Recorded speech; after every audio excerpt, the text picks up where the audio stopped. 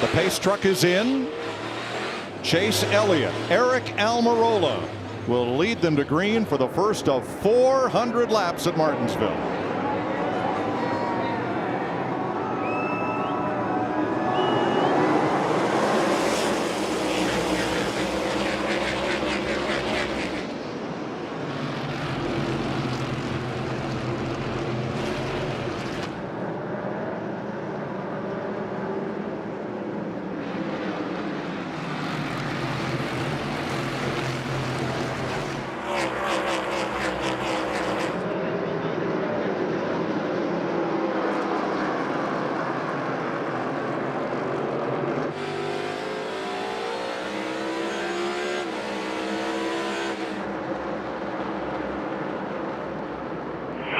Even.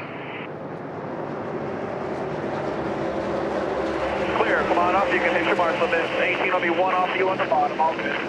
That's Brad Keselowski's spotter. AJ Allmendinger has served his pass-through penalty for inspection failure and is 1 lap down after 2 complete. Chase Elliott in front of Almirola by half a second.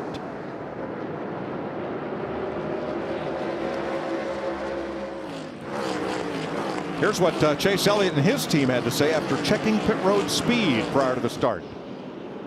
My page novel, third, don't know why. So evidently it fell off, so we had to put a little bit of glue back on it. You might be able to turn it hard to see if it'll break it free. I'm afraid I'm going to break it. I mean, it's on there good.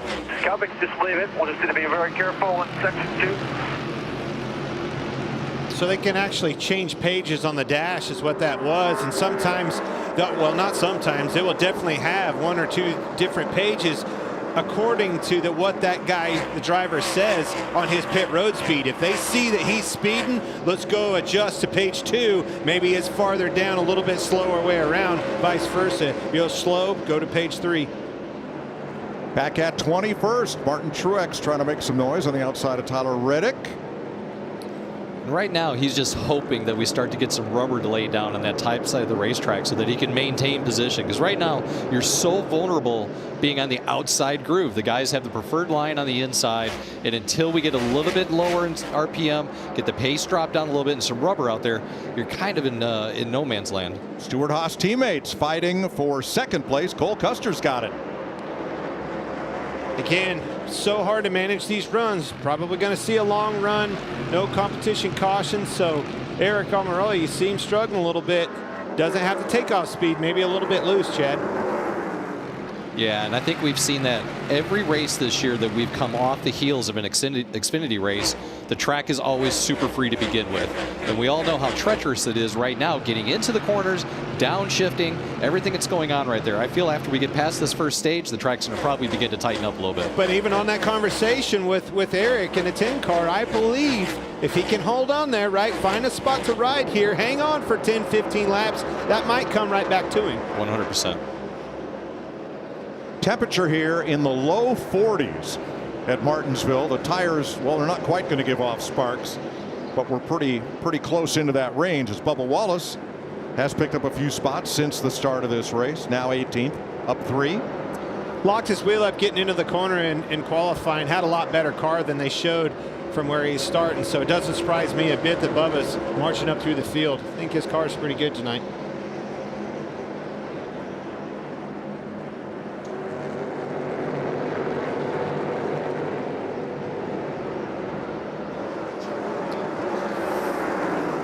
Eric Jones down 4 spots since the start in the Petty GMS 43. Well, the 43 and the 21. Now there's a sight. That and the Wood Brothers car right together. See how that happens later in the race. Chase Elliott, due to that battle for second spot won by Cole Custer, he's now stretched it out by 1.1 seconds. The car right there was the fastest car on the racetrack, 24 William Byron. Actually, about a 10th faster than a leader even, Chase Elliott. Left front rotors are starting to glow a little bit, so we're only 14 laps into the race, and you're already seeing the guys start to punish the brakes, starting to use the brakes to get the car to turn. How about Todd Gilliland, qualified 10th for Front Row Motorsports, running 11th with Ryan Blaney and Joey Logano. Logano, a couple of the Penske Fords right behind him. Had a truck win back in 2019. Great job making that top 10 with this company is a great qualifying effort for him. Front Row Motorsports. 3 Penske cars running in one tight group there. So I saw both rotors growing on the 12 of Ryan Blaney. Wasn't just the fronts, Chad. Yeah, so once you start to see the rears glowing like that, that means the guys are really starting to put that rear brake in the car. As you know, we're coaching you that. You're just like, man, the car's starting to get tight. Okay, add some rear brake to that, Clint. Add some rear brake. That'll help the car rotate as you're dragging the brake around the corner. Jamie Little. And Bubba Wallace, you guys mentioned him in the 23. He qualified 21st. But I'll tell you guys, and you would agree, you were on the show yesterday, after his group went out for practice, he was fastest. And I have not seen Bubba that happy and optimistic about his race car in a long time. And I said, well, what happened in qualifying? He said, it's okay. Our car is not good on the short run. It's all about the long run. It'll take a little while to get up to speed, but I'm pretty happy with what we have. Look at this race for second place. William Byron pulled right to the bumper of Cole Custer in that 41. The 24 car is extremely fast. William Byron had co-crew chiefs for his truck win here the other night. Rudy Fugel, his cup crew chief, was up on the box with Kevin Mannion for that victory.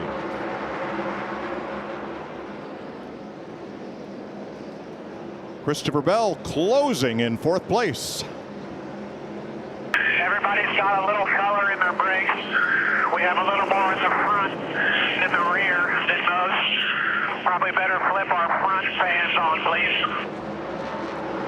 So that's a little trick you'll do to make sure that everything gets up to temperature. The crew chief will tell the driver, okay, let's keep our brake fans off until we get out there, run a handful of laps, get everything up to temperature, especially early on in the race. Get everything seated up really well to make sure you don't get that cold brake shake that you can potentially get.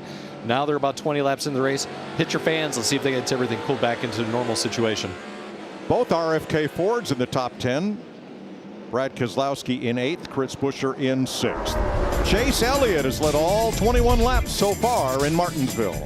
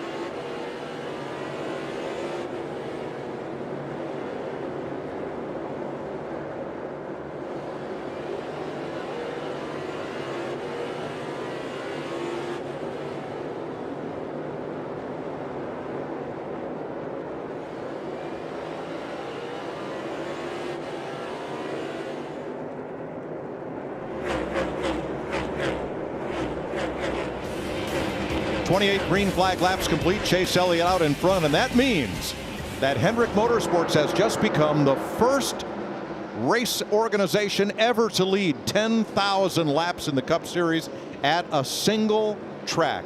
10,000 laps. How far is that, Clint? All right, you ready for this? I mean, this is getting to Mike Joy level. That is just like the equivalent of driving from Miami, Florida to Anchorage, Alaska. What? Just in case you would want to do that. Who would ever leave Miami, Florida and head to Anchorage, Alaska? I think they're probably going the other way. If you wanted to know how far that is, that's how far it is. Can you? I don't know. That's a long ways. That was all off the top of my head, too, by the way. Did you? Did you map that out, or did you use Google Maps on that? No. No. Isn't that cool, though? 10,000 laps led at this racetrack. That is a pretty unbelievable feat.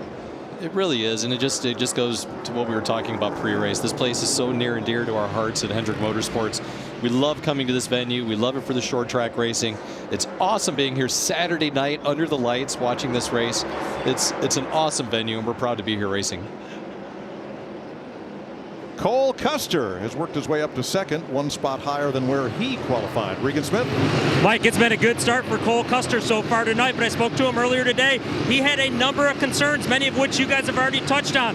Brakes, how the rubber would go on the racetrack, what it would look like on a long run was the biggest concern he had, though. Right now, so far, so good for that 41. He just updated the team, just a little bit loose into the corner, meaning the back was sliding some. Really interesting as you watch right now. 41 car, he's rolling through the corner there. You can start to see they're starting to lay down some rubber, and that's what we're wanting right now. As a crew chief, you're like, okay, that rubber's starting to lay down. Now tell me what your car is doing, because when we get to that stage break at lap 80, that's when we're going to make our first set of adjustments. So here's the last car on the lead lap, Ty Dillon in the 42, and he is about to get lapped. He is in 31st place. So traffic after just 35 laps here. And not far ahead is last week's winner, Denny Hamlin. Yeah, I did not see this at all. Denny struggling all weekend long. Wasn't the best yesterday, and again tonight. It won't be long. Chase Elliott will be on his bumper. Business will pick up for those guys. As that leader starts to go, the urgency happens, and you've got to start laying to the bumper to some of these guys. Put some cars in between you and that leader coming.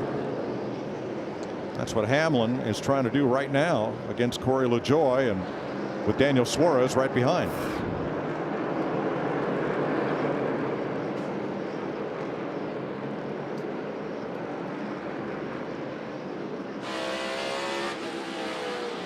Better be ready to get to work tonight, Clint. Downshifting into each corner. Get going. You just get the car pointed. Boom. You got to grab another gear. I love it. This is something new, and honestly, I never had a chance to do this. I would have loved to be out there and see firsthand just how this feels. You know, how many times I was racing somebody, you know, trapped underneath them, kind of stalled out and wish I could reach up and downshift that thing. Now they can. Well, some drivers describe it like swatting flies, and someone else described it as like being an octopus in there because you are so busy. This race for second place is heating up. It's been good for the last 15 laps. You can see William Byron putting the bumper to him, letting that kid know he's there. But I'm telling you, Cole Custer in that 41 Ford Mustang has been really, really good. Boy, and that's Martinsville. Give him a little bump with the chrome horn or the bumper cover in the case of the next gen car and wake him up. But why those two were racing, that's what you have to be careful of. That's why William Byron wanted to go. He saw that 20 car of Christopher Bell starting to catch him, sense of urgency like I was talking about. Sorry, Cole, I got to go. And we're halfway through this stage right now. So these guys are looking for stage points. We're only going to lap 80. That's going to come up on you really quick. And I thought it was pretty smart. The 41 car, he got roughed up just a couple little taps there. He's like, all right, I better just kind of back off and let this 24 go. So I'm not the first caution of the race. All right, we're at 7th place, riding with Kevin Harvick. Jamie Little. And Kevin Harvick, when you look at his stats, this hasn't been a great racetrack for this team, especially since 2016. Talked to Rodney Childers. He said, we needed a reset here. We needed a clean piece of paper. That's what we got with this race car. They unloaded in the ballpark, and Rodney told me they have been in that driver's simulator every single race. That's not something Harvick ever did. He only went the simulator for road courses, and it's paying off big. They had a great qualifying effort, his best of the year of 6th yesterday. This whole new next-gen cars has changed a lot of folks' race preparation. Chase Elliott coming up on Ricky Stenhouse and Harrison Burton.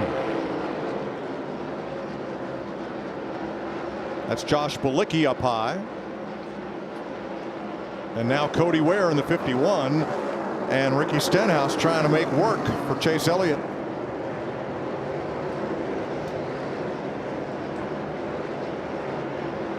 So they passed the 2 lap down cars. And now Stenhouse fighting to stay on the lead lap as Logano and Kyle Busch are side by side for 10th. And here's Hendrick.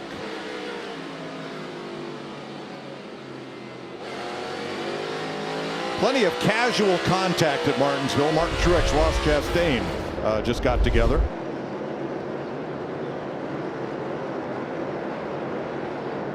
That climbed up the fender, didn't it, Chad? Yeah. You wouldn't expect these guys to be riding in 22nd and 23rd position at Martinsville the way they've run this year. It's just amazing to me right now.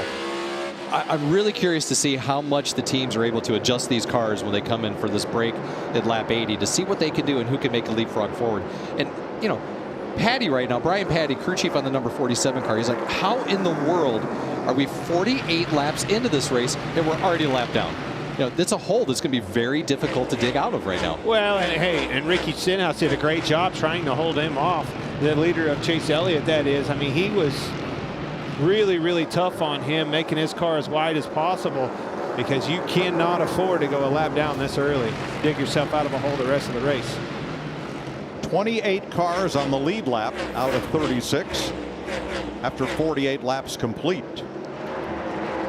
Eric Almirola started outside pole. He is currently 5th, Regan. Mike, he slid back just a little bit from the start of this race, but that race car starting to come back to him now with this long run, getting happier with it. The biggest issue, very loose under braking.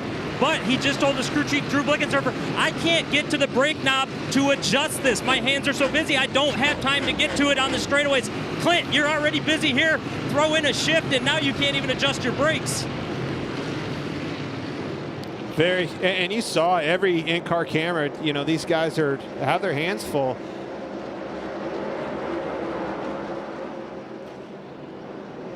Larry, shifting, brake bias, steering. You only got 2 hands. Yeah, there's a lot going on in there. So let's go to our Ford virtual cutaway car. We keep hearing about brake adjuster. These cars basically have 2 brake systems, one in the front, one in the rear. That's the knob right there that they're basically talking about. They can crank a little more front and a little more rear. And you heard Chad talk about it. The more rubber that goes down on this racetrack, the car gets tighter. The front wheels quit gripping, and that's when they'll start cranking a little bit of that rear brake. But yeah, trying to shift and everything else, that's a lot to ask that driver to do. Driver's hard at work, left hand on the wheel, right hand very busy. 53 laps complete. Chase Elliott has led them all. He's led more laps here at Martinsville than any other track as we take you Fox side by side.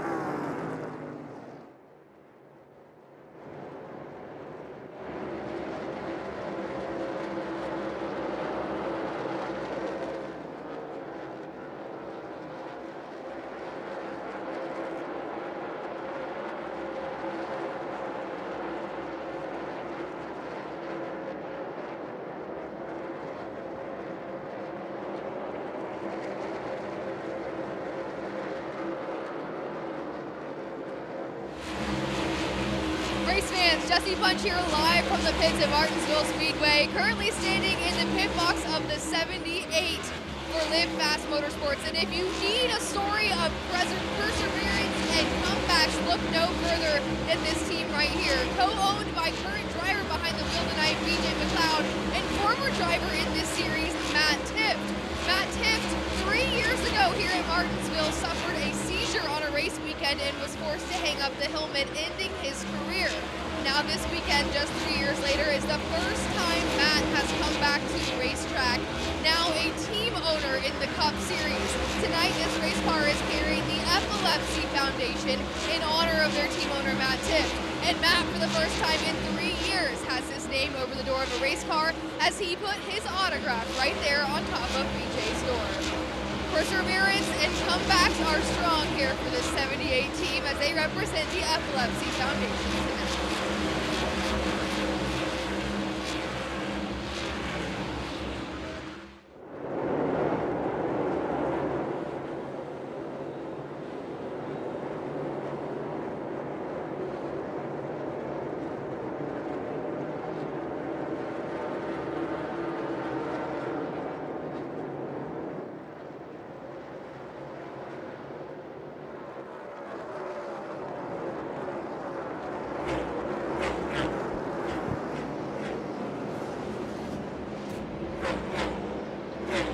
Chase Elliott, your leader at 60 laps in Martinsville.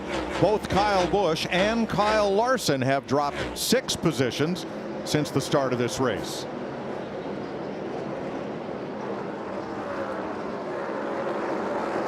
Elliott the leader, Byron second for Hendrick Motorsports, Alex Bowman 12th, and Kyle Larson 14th. Jamie? Well, we were wondering if something had happened to Larson. I've been listening to him as he shuffled down to 14. He's basically been struggling with exit, and Cliff Daniels, his crew chief, told him, don't drive in the corners so deep, it'll help that exit. Now he just came on and said, I'm just too loose and I just upset the rear tire, so I'm struggling in here. Yeah, I've seen him several times cross up getting into the corner too. I think he's just overall too loose. Loose in, loose off. Chevy's 1-2, Christopher Bell's Toyota 4th, and the rest of the top 11 are all Mustangs. Oh, 24 at the 9 of Chase Elliott had enough. 99 of Daniel Suarez did a great job, fantastic job holding off that leader of Chase Elliott, but finally Chase put the bumper to him and moved because that 24 is getting bigger in the mirror. 16 laps to go in stage 1, just 80 laps long. Then 100 laps for stage 2.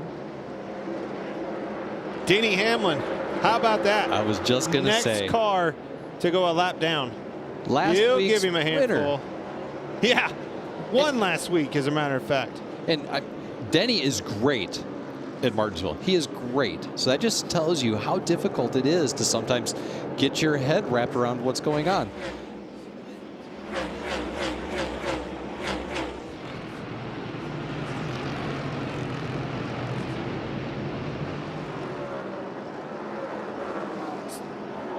Let's put in telemetry for both these two cars.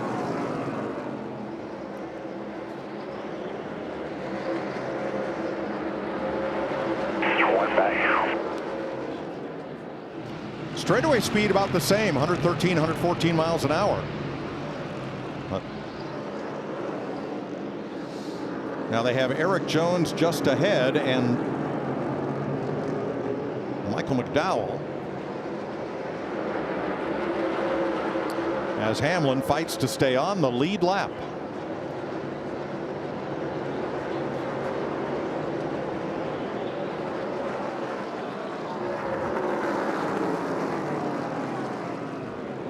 Alex Bowman, 12th place, up 3 from where he started.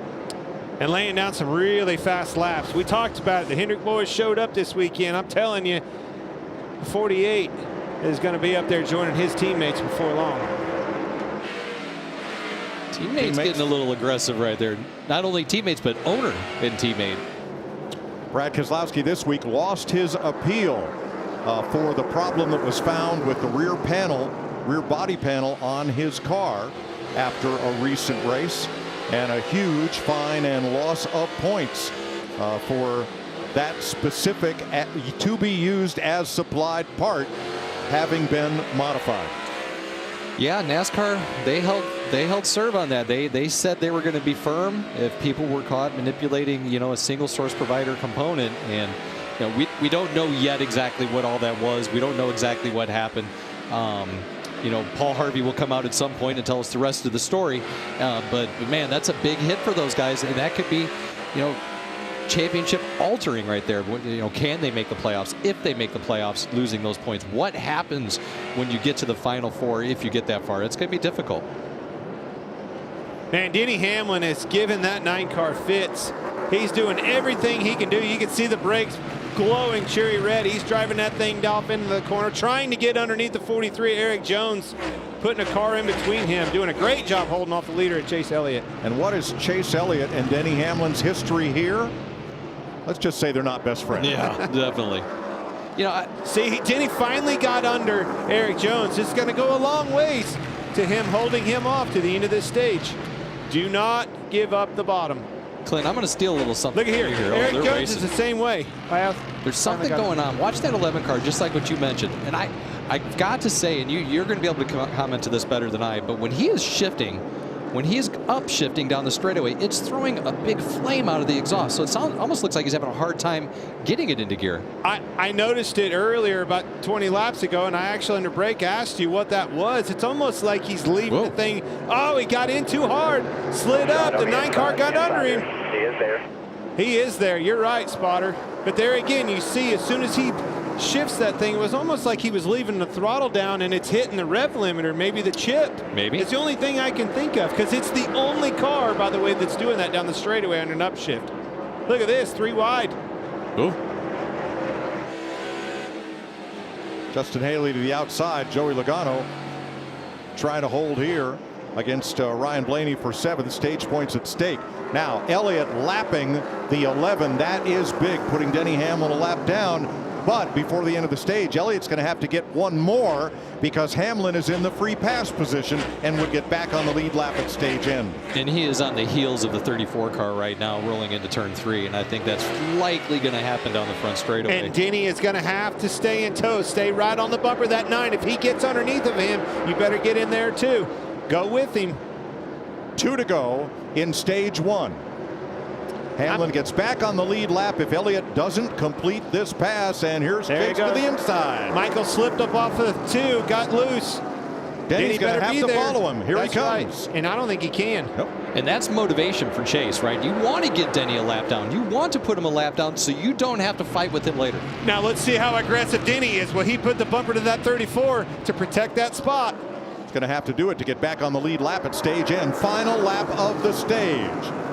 Chase Elliott trying for his first stage win of the year. Denny's got it. He tried. He jacked him up. Didn't work. Oh. Not enough. And Michael McDowell held off Denny Hamlin, so McDowell will get the free pass.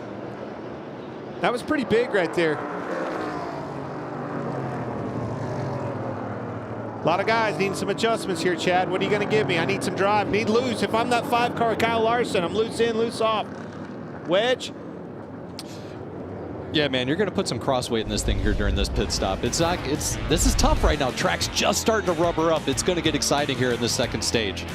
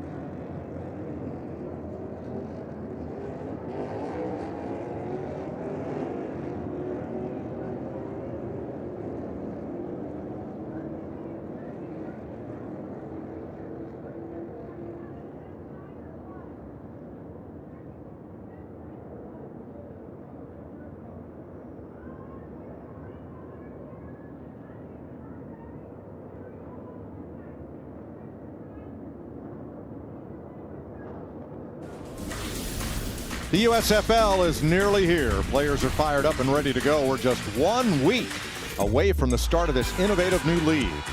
The inaugural season kicks off next Saturday with a battle between the New Jersey Generals and the Birmingham Stallions, airing on both Fox and NBC. Mark your calendar, April 16th. Start of the USFL. New game, new rules. Big fun. Stage 1 is complete. The 3 Penske cars each moved up 5 or 6 spots into the top 10. Toyota struggling, but for Christopher Bell in 4th and Kurt Busch in 10th. Hendrick Motorsports finished the stage 1-2. Pit road's open. Jamie. And William Byron in the 24, based on how he ran there in stage 1, you can imagine, he said the balance is really good. He said, the only thing is I need to baby these rear tires at the end of a run a little bit more. So being aware of taking care of those tires. It's four tires here, stickers. Regan. Cole Custer in the 41. We documented he fired off a little too loose in. That race car has stayed loose the entire run. Needs an adjustment for that. The 20 car Christopher Bell is struggling in traffic. Likes the car but loses all grip in traffic. And the 9 car of your leader Chase Elliott, very happy with that race car. Said he can control his own balance. That's bad news for the competition. Here's your Ram race off pit road. Elliott and Byron hold station. Christopher Bell, Eric Almirola up 1. Logano and Cindric 2 each to the gain. Well, let's dial up this stage winner, Chad. How about you, Chase Elliott's boy and the boys up in the booth? You got us? Yeah, got you. Man, I tell you what, set on the pole, check. Fast car, check. Win a stage, check. Is there anything that you're struggling with tonight? Yeah, I feel like our Blue-Mar Chevy's been pretty good. Just need to manage, the lead a little bit, trying to get through traffic a little better. So just work on some of the things I'm doing in here and hopefully be around here at the end of this thing. All right, man, keep up the good work. Yeah, appreciate it, y'all. Enjoy. Chase Elliott, William Byron 1-2 after 1 stage. Chase Elliott has won the last 3 stages here at Martinsville. He gets his first stage win of the season right here.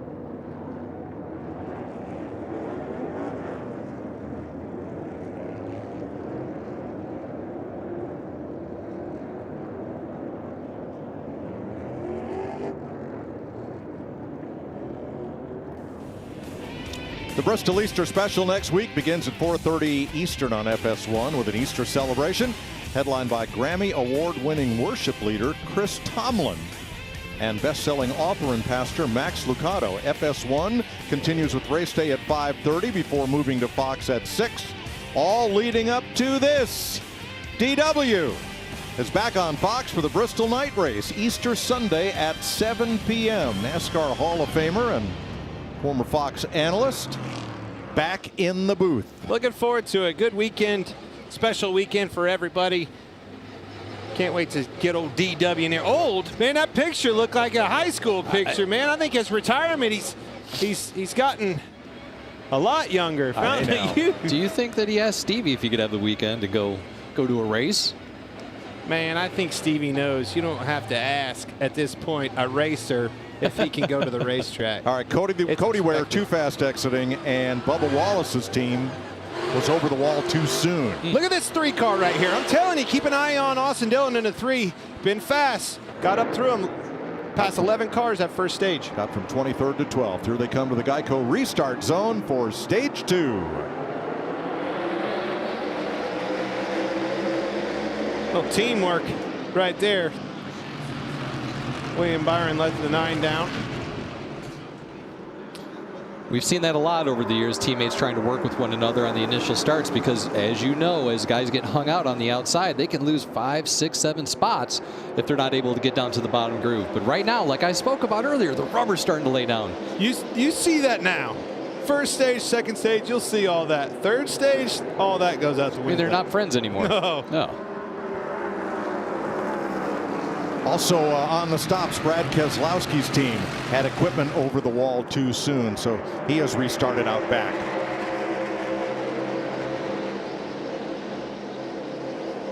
The big stories of stage 1, Chase Elliott led every lap. William Byron came up for second spot to join his Hendrick Chevy teammate.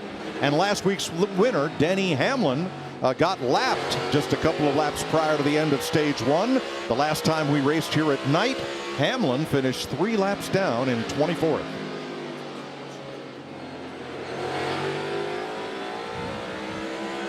Oh, little bump and run there. How about Austin Dillon, Jamie? Well, he's coming off 2 straight top 10 finishes in the last 2 weeks, Mike, and I feel like we don't really talk about him early in the race because he comes on strong toward the end. And the team told me qualifying has been their weakness, but they've been good at adjusting this new race car. But tonight, he's wasting no time. Started 23rd, up there now in the 10th spot. Top 10, good run. In past years, some of the beating and banging that we've seen would have resulted in a tire rub, a cut tire, a flailed fender, and a couple of caution flags. Not tonight. Well, we just saw it right there. The 3 car and the 48 got together a little bit, saw a little bit of tire smoke. No real damage to speak about from that contact. And one thing that also you need to take into consideration is the rear tire, the tie rods that NASCAR has given the teams for this weekend is a little bit larger. So that toe rod on the right rear, if you start to have some contact, it's not going to bend as easily. So these guys are even more encouraged, even more and more now, to go ahead and go out there and beat and bang. We've seen a lot of contact with 0 issues so far. A lot of conversation around that they were going to make a little bit stronger, because we've seen that was the weak link. The 9 car broke a couple, out in California. We've seen that several times. But making a couple pieces stronger, learning as we go here. But the point is, these cars are tough. You can beat and bang. They take a lick and keep going. No tire rubs. I love that composite body on these race cars. And it was all learned. If you look at it, I mean, the test bed was the Xfinity Series, right? That's where they started with the flange fit bodies as opposed to the steel bodies that we have been running traditionally in the Cup Series. And those guys beat and bang. They get up on the wall. They hit the wall. They keep on trucking. And as what we've known in the past is a Cup car would get into the wall at a higher speed racetrack, and they would just lose. They wouldn't have any speed. Now, we talked about Denny Hamlin and his woes in stage 1. Regan? Mike, those woes really started yesterday. Crew Chief Chris Gabehart said we were a little overwhelmed with this car at Martinsville. Very tight yesterday. That race car is still very tight right now for Denny. Been having trouble getting the front tires to turn. Another component to think about also, the steering in this car a little bit slower than what Denny's accustomed to at Martinsville. Very difficult for a driver to adapt as quick as they have to with such a short practice. Well, the race for the free pass position is right there on your screen. 43 Eric Jones and 11 Denny Hamlin, the first 2 cars 1 lap down. 6th place, Eric Almirola, who started this race from the outside pole. Your right rear was worn out pretty good. A couple other guys had cords on theirs. You did not, but it was definitely used up. Copy. Cords, that's good. That's good. From a racing standpoint, that's what you want, because you need to make a decision as a crew chief and as a team. How are we going to approach the race? Do we want to go for short run speed and abuse those tires, or do you want to go for a long run? If you are, then you got to be the team. Okay, how do we manage our setup to try to make sure that we don't wear out that right rear tire, because that's what's driving you down the straightaway. Well, and that intel also, don't think that that driver can't make some adjustments inside that thing. If you're riding, you're in a happy spot, start backing off of that pedal a little bit up off the corners. Don't lean on it quite as hard getting in. Adjusting the brakes that we were talking about early, downshifts, upshifts. There's a lot of things there that you can do inside that car to help that crew chief with tire wear. Kurt Busch in 11th behind Austin Dillon. All 3 Penske cars in the top 8. And you see just ahead of Dillon, Kevin Harvick. 4 laps ago, he was doing a tattoo on the bumper of Austin Cindric, but now Cindric's been able to build a gap of about 2-3 car lengths to Harvick.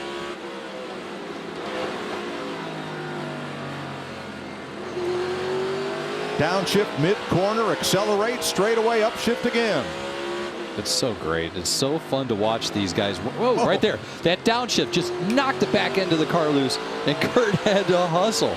And he's going to get past I think that to was the inside. I don't think that was a downshift. Oh. I think it was the 5's bumper that did that. And look how much that upset him inside that car. That's another thing about this car. It has a lot of tire under it. And what I mean by that is it feels stable. When I drove this thing at Bowman Gray, first thing I noticed is it just felt really stuck to the racetrack. 1.5 inch wider tire in these short tracks. You have to, and I remember vividly telling myself, I'm like, man, these guys are going to have to hit somebody pretty hard to move them out of the way. And you can see firsthand right there inside that 45 car when the 5 hit him, he knocked him pretty good.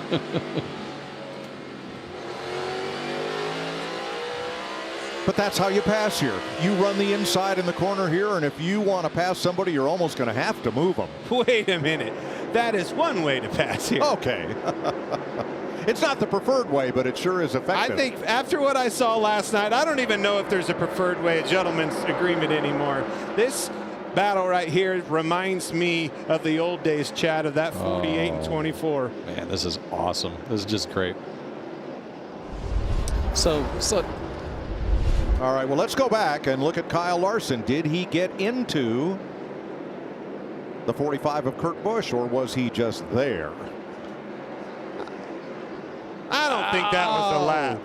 I think it was. I think he was just offline, grabbed a gear, and lost it right there. But no, getting into the corner.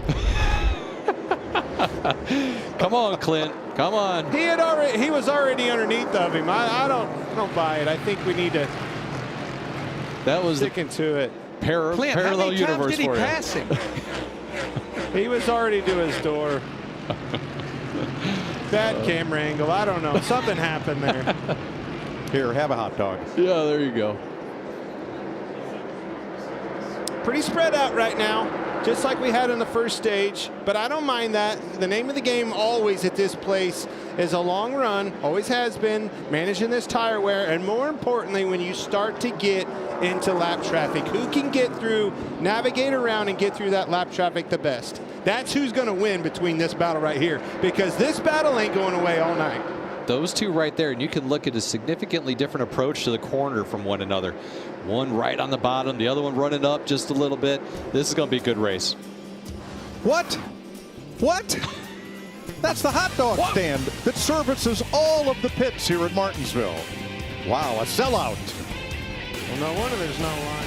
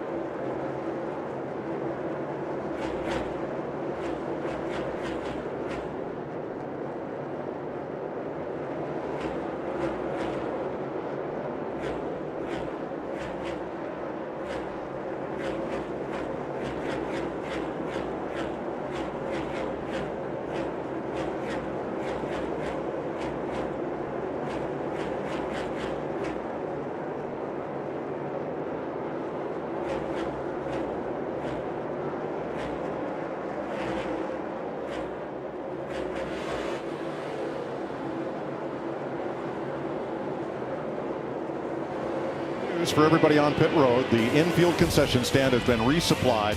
Plenty of hot dogs. You get them with chili, with slaw, and onions, and they're $2. Best deal in racing right there. And plenty on hand for all the crews. $2 hot dog today's day and age. No wonder they're out. So we're boring you with this because Chase Elliott has led every one of 122 laps so far. Cole Custer in third. This is the most laps Custer has ever run in the top 5 in a Cup race. Great run for him behind the Chevys of Elliott and Byron. There's Cole. He's had a couple of runs that were just kind of that surprising run. You know, looking back at Coda, ran really well out there, had a lot of speed, and then comes to Martinsville. That tells me, you know, the kid's learning. He's leaning on his teammates. You know, Kevin Harvick gets around here good. You heard me say that Eric Almirola gets around here good. Learning from those guys. That's what it's all about. Now Christopher Bell's in a good place in 4th, and here is the first of the Penske Fords. Joey Logano in 5th. Jamie. And Joey Logano up 9 positions. They need a good run tonight. They had a tough couple of weeks, finishing 17th and 31st. Joey right now just saying the car's getting a little bit free off. They told him, make it live. Just be patient. Let's be good on this long run. He's lapping past J.J. Yaley. He has about a second on Eric Almirola in 6th. Then Ryan Blaney and Austin Cindric, Logano's teammates. And he's ripping right around the bottom. Really taking care of his car, and he's trying to make sure that thing's there towards the end of the stage. We still have 46 laps to go this time by in this stage. So you've got a long ways to go. We've already heard about the tires going down to the cords. At 22, he's really being patient, which is a little bit uncharacteristic from the Penske guys, who traditionally here are very much more a short run car. But he's running up on that 20 car. Well, if last night was any indication, all of these long runs and long run speed, time we get to about lap 390, that's all going out the window. We'll see. How many lead changes in the last 7 or 8 laps did we see in that stat earlier today? Right, 7. Martin Truex, 17th right now, restarted 15th. Where his teammate Kyle Busch rides. Christopher Bell in 4th for Joe Gibbs Racing, and Denny Hamlin still a lap down and not in the free pass position in 25th. And isn't really challenging from the 11 onto the 43. Just kind of holding serve.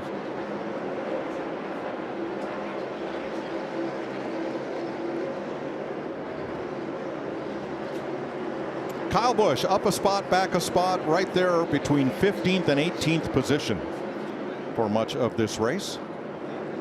Huge separation right now if you look at the JGR guys. You've got Bell running in 4th, been fast all weekend long, pretty consistent.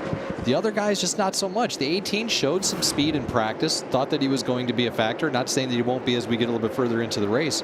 But man, right now as he's just cruising around in 16th and 17th with the 18 and 19 car, not really showing a lot of speed right there. I think that shows you, you said had a lot of speed in practice. That practice was 20, minutes long, and we heard 50 laps is about as most that these guys got out of that practice. Different conversation when you're out here running 80. And yet here's Christopher Bell in 4th at a track that has not been one of his best. He is really using a lot of front brake. Denny Hamlin here as we're looking at those brakes glow. You can see the leaders just barely glowing, getting into the corner, and pretty much goes away. Tells me that car's rolling through the middle. He's able to get off that brake pedal, let it roll. See how the Cherry almost goes out of there down the straightaway. Whereas a Denny Hamlin will have a red all the way around. And again, now the 9's been leading a lot, right? So Clint, when you're up front, you can really manage your brakes a little bit easier. You got clean air on your nose. You can run the line that you want to run. You've managed to be able to save your tires until you get to those lappers. Once you get to the lappers, you got a little bit more tire left on your car. And then you can afford to use them brakes a little bit harder. Yeah. Or everybody else has been mired in traffic and just hammering on them brakes, going for every inch, trying to make a pass every single lap. Way easier to run up front. The last time someone led this many laps to begin a Cup race was at Richmond in spring of 2017. Matt Kenseth started that race leading the first 163 laps. Chase Elliott's within 25 of that right now. So that leads us to one of Clint's stage 2 questions. Where will our pole sitter Chase Elliott be at the end of stage 2? Man, I sure hope you folks thought that he was going to dominate this weekend, because you're going to get paid a lot of money if you did.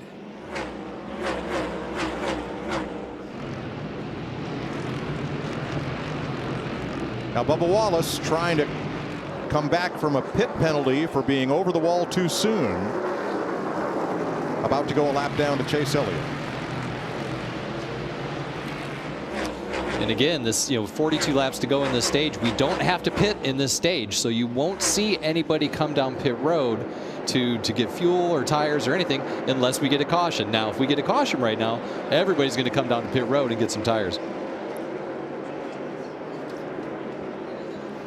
Alan Gustafson. Oh, BJ McLeod slow up in turn number 2. The co-owner of that team, Matt Tifft, former driver, has health issues, out of the seat, but he is here this weekend to help support the team. Signed the C-pillar of that car before they rolled off. And McLeod makes it to pit road.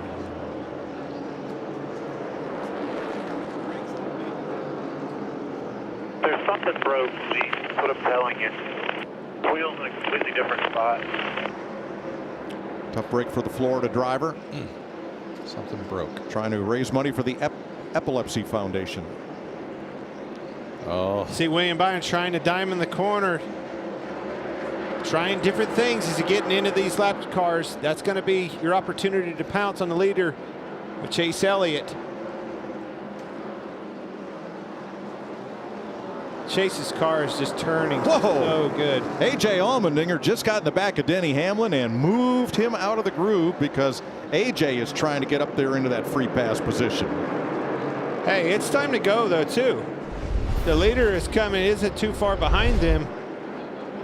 I'm sorry. That was Todd Gilliland. My mistake, Todd Gilliland. Yep. Oof. Look at the rotors glowing on that 11. He is driving that car so hard. Sorry, same color car, and he drove it in there like AJ. My bad. Go back to that 16. You mentioned him earlier. Remember, they had a drive-through at the beginning of the race. They're only one lap down. And I know there's a lot of cars one lap down, but if things work out, AJ's going to be right back in the mix of this thing. And guess what? This is one of his best races. And here comes Logano. 4th place against Christopher Bell. Makes the pass. Joey gets around here well. Really does.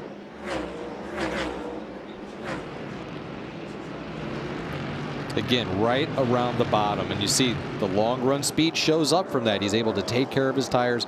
Car is rotating really well. They've done a really good job getting that car set up nice and secure, and gets pointed and just rips the curb right there. That's nice. You can see the difference in the line. Chase Elliott can just wrap that curb a little bit tighter than William can. I think his car's rolling the middle, turning just a hair better than the 24 of William Byron. Doesn't mean for a second. All it would take is one little slip up trying to get around the 23 of Bubba Wallace, and that 24 William Byron could make a pass, make a move on him. And he keeps working. Watch Hills try to diamond this corner, working and trying to perfect, getting that thing squared off and getting a straight drive off. Something slips up in front of him, be there, be close enough. Got to be in position to take advantage of that. And these curbs are still 4 inches high, and with the low ground clearance on this new next-gen car, you could high center a car on that curbing should a car spin down there. So the curbs probably could come into play more here than with the previous car. Let's hope not.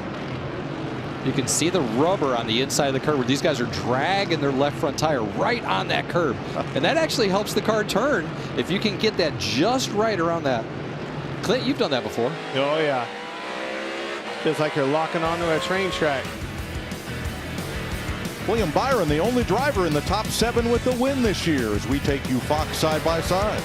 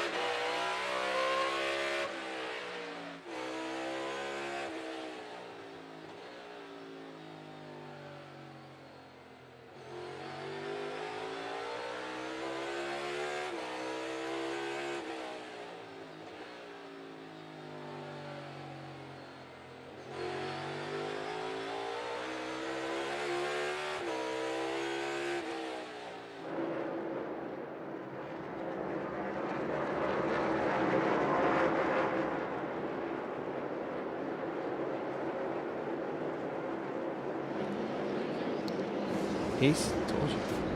156 laps complete. Chase Elliott, William Byron, and Joey Logano is the new third place car. You saw him take the spot from Cole Custer. Ryan Blaney in fifth, 2 Chevys and 3 Fords. Larry Mack. Yeah, Mike, this will be our subway right combination. It's Hendrick Motorsports and Martinsville Speedway. They now have 26 wins at Martinsville. That's the most all-time by one organization at a single track. 7 different drivers, including Jimmy Johnson with Chad Canals that has 9. Jeff Gordon has 9. The very first win of 283 total wins for Hendrick came at Martinsville in the spring of '84 with the 5 car and Jeff Bodine. And as Mike pointed out, when Chase led lap 18, 10,000 laps at a single track. And actually, Clint texted me while he was figuring out the mileage between Miami and Anchorage. He said, "Hey, Larry Mack, do you know Hendrick Motorsports has 37 wins in the state of Virginia?" And I would say all those things line up as a subway right combination to maybe get their 4th win of 2022. Thanks, Larry. 3 of the 4 Hendrick drivers have been to victory lane so far this season. Ryan Blaney has taken over 4th from Cole Custer. I'm liking what I see out of the Penske boys, Logano and Blaney. I think they can, honestly, looking at the lap times that they're running, I feel like we get a re-racked or even in lap traffic, they have something for Elliott and Byron. There's the Penske running order, 3rd, 4th, and 8th. The Advanced Auto Parts cam on board Ryan Blaney.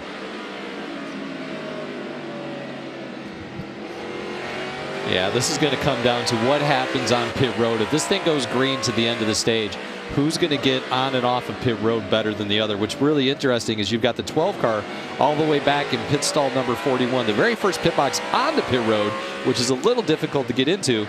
And then you got the 9, the very first car on the exit of pit road in pit stall number 1. Huge advantage on that one. Jamie? Ryan Blaney picking up where he left off last week at Richmond, had a really strong car there as well, saying the center is rolling pretty good in this 12. He said, we're competitive, just wanted that track position, and that was before the last stop. Now he's got it and moving forward, happy with the 12. Thanks, Jamie. The prior races here at Martinsville were 500 laps. Tonight we're running 400. But in the last 8 races here, 1 driver has hit the right combination and led nearly half the laps of the race, as Chase Elliott has done tonight. All the last 8 races, somebody has hit it spot on. Doesn't necessarily mean that driver went to victory lane. A lot of reasons go along with that, right, Mike? Because, think about it. Limited practice, maybe not even qualifying during the pandemic. You unload, you've got what you got, run what you brung type of situation. So you could see that the last 4 or 5 races, that would be definitely the case.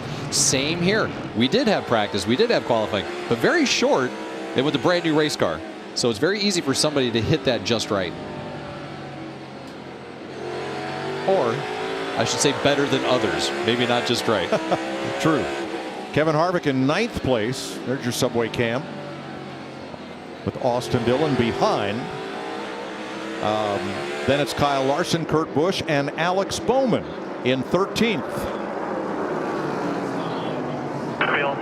But I have no clue what it is. It's just kind of shaking. What's shaky? Feels like something with the rear, like rear tire or something.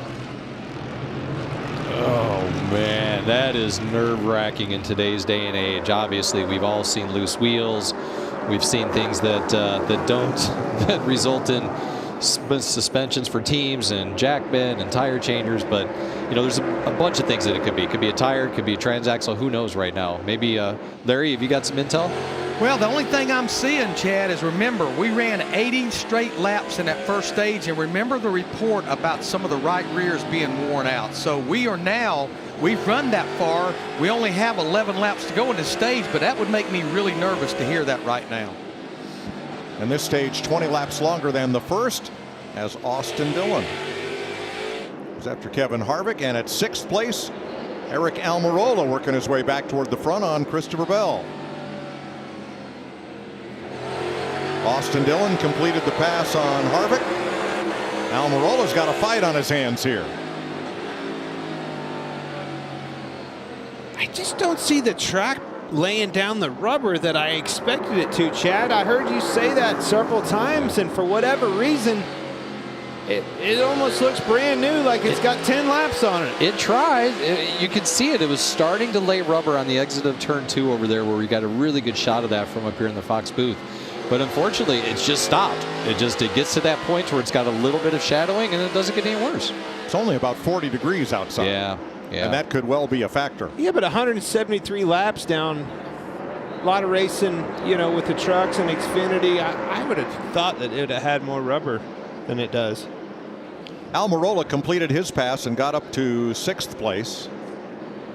And let's show you the track from the start of the race and what it looks like right now. Yeah, well, on the left was what it looked like coming to the green flag, and no, it's not a lot of rubber.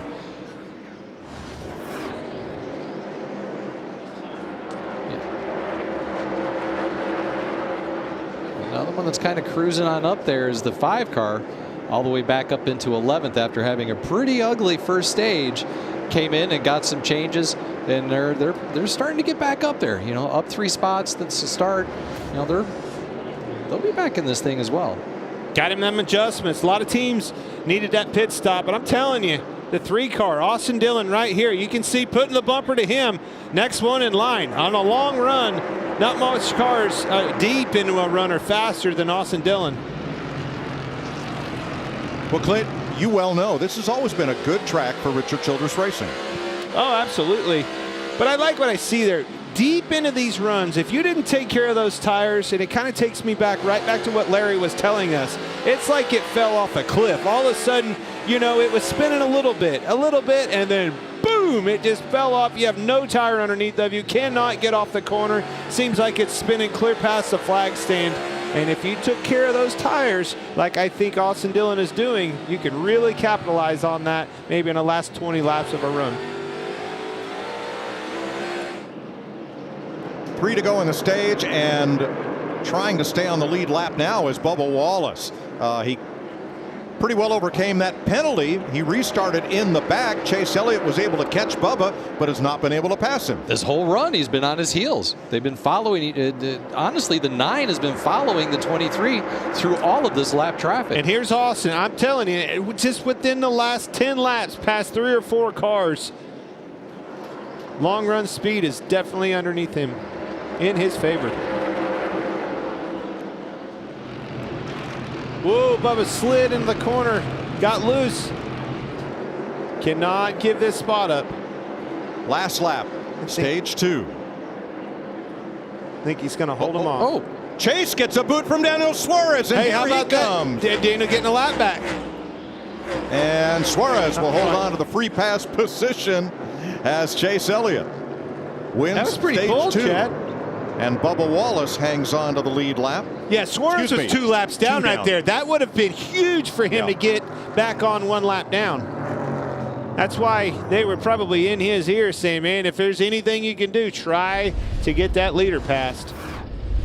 So the 99 trying to get back 1 of his 2 laps right here. Oh, jeez. Yeah. Ain't no shame in his game. I'm going for it. About had it. Almost worked. Yeah. Chase Elliott gets his 6th Martinsville stage win. 5th time he's swept both stages in a race.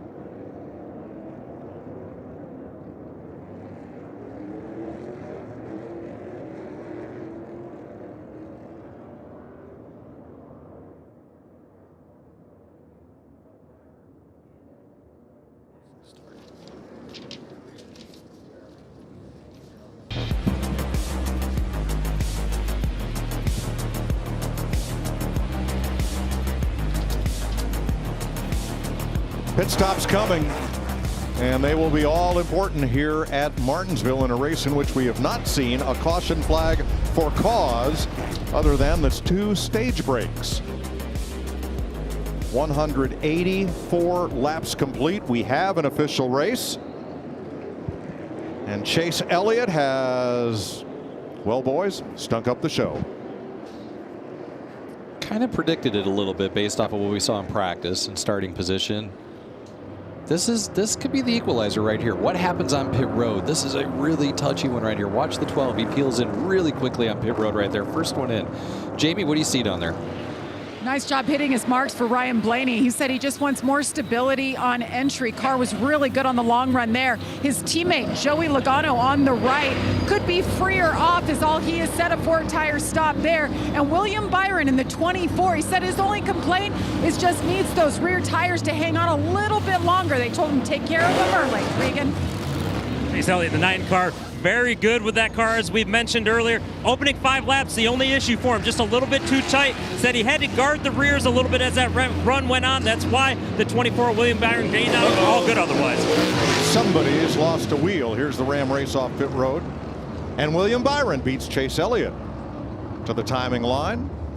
Blaney beats Logano by a spot. Austin Dillon, Eric Almirola, and Austin Cindric each pick up 1. Cole Custer punts that tire out. I think it may have come from the 20, Christopher Bell. All right, we'll check on that. Meanwhile, who's on the radio? Man, I'm going with my man Austin Dillon, flexing some muscle tonight. I saw the tire in my peripherals. What happened there? He had to hang. He wants to know why that tire was. Hey, Austin Dillon, it's Boyer and the boys up in the booth. You got us? Yeah, man. How's it going up there? Man, not as good as it's going in that race car. Tell me about it. You started 23rd all the way up to 6th. Got things going on. Yeah, man. This Get Bioethanol Chevy's really fast on the long run. It takes off a little snug, but we got forward drive when everybody else starts to lack it. So we're going to keep on charging, see what we can do with this thing. All right, buddy. Keep marching. Austin Dillon up into the top 10, and he picked up another spot on pit road. 5th place for the elder of the Dillon brothers.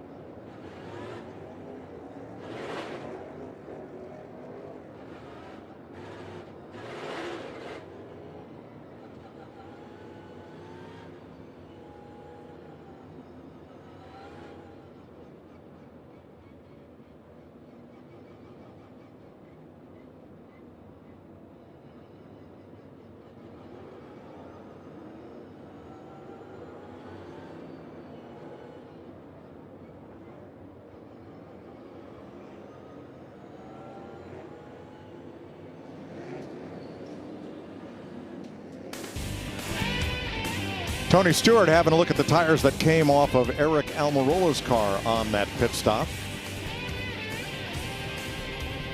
Let's have a look at your eBay Motors pit performance for the season. Through the first 7 races, you see the 10, the 41, and the 4 among the list of top cars that have gained the most positions on 4-tire stops under caution. Now, we saw Cole Custer hit a tire coming out of his pit. Watch upper right of your screen. That one rolled the wrong way, got away. The tire he hit was his. Custer ran all 185 laps in the top 5 prior to this. He will serve his first penalty of 2022. And his tires, by the way, looked fine. No cording. Man, no very costly. Not a ton of effort for that guy trying to capture that tire with a tire carrier dropped it off the guy behind the wall. For as important of a big penalty as it is, he could have helped him. Regan? Hey, Mike, very interesting. So when these tires come off the race cars, the crew guys use a dial caliper. They measure this little dot right here and then write the numbers down on the tire.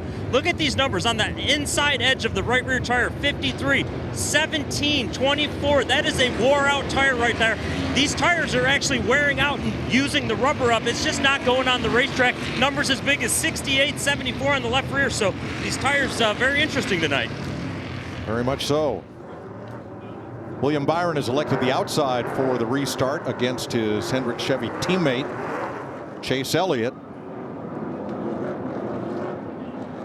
And we'll see if an arrangement is in play for him to cross over in front as they hit the Geico restart zone. Byron and Elliott.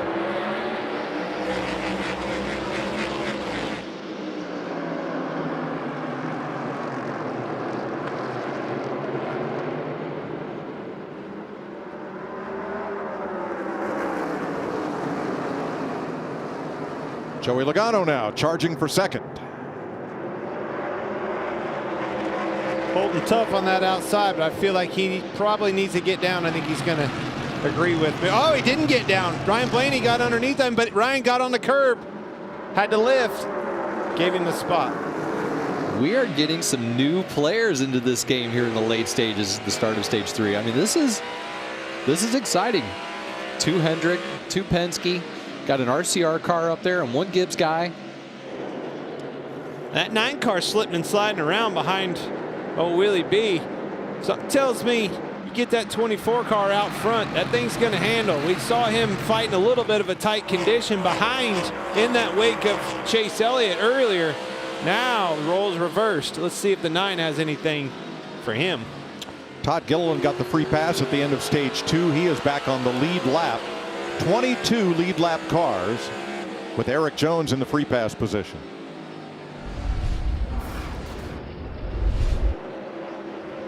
Watch Ross Chastain in the 1. Chase Briscoe. Oh boy. We talked about that wheel lock-up. Yeah, he locked it up and got into Alex Bowman so hard that it forced Alex Bowman to lock his left front up. Now remember, at the end of stage 2, Daniel Suarez was trying to get one of his 2 laps back. He did not beat Chase Elliott to the flag, but neither did he pit. So he did get one of those laps back by taking the wave around between stages, but he's on worn tires. He is going to need a caution very quick. Might have one right here. 16th place, Chris Buescher goes after Ross Chastain.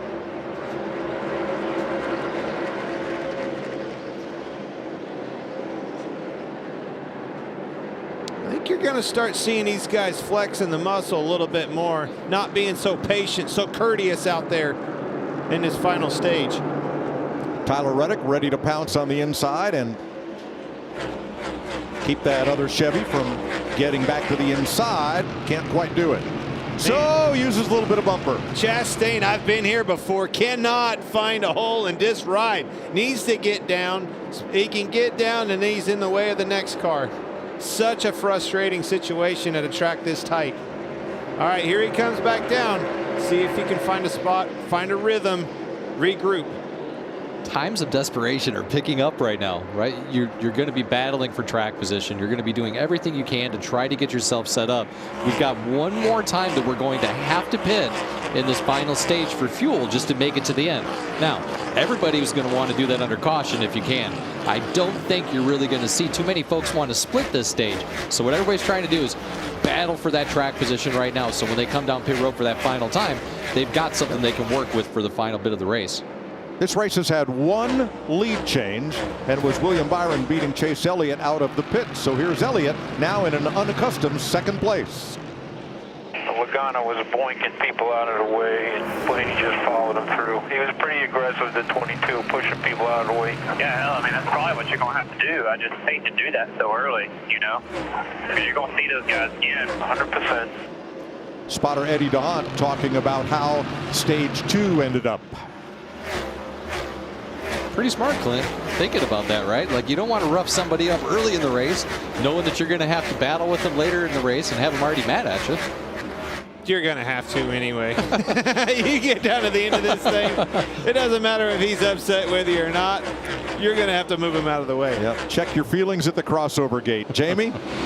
William Byron leading for the first time tonight. His pit crew did a great job, got him off in front of his teammate Chase Elliott. Big celebration all around, but William Byron, you can't say enough about what he's been doing during the week to get better at places like this.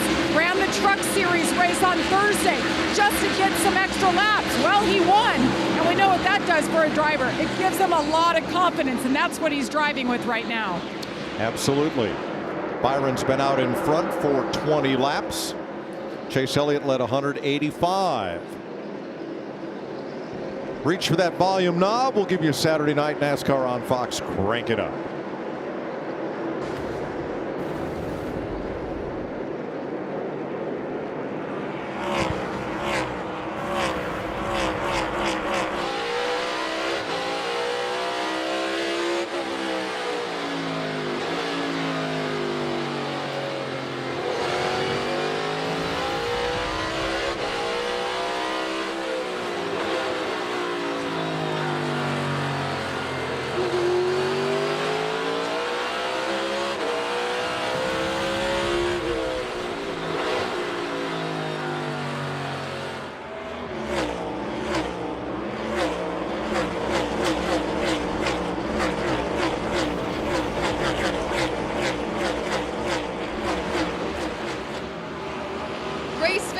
As you enjoy this final stage of the Cup race here at Martinsville, I'm going to take the time to give you a quick history lesson.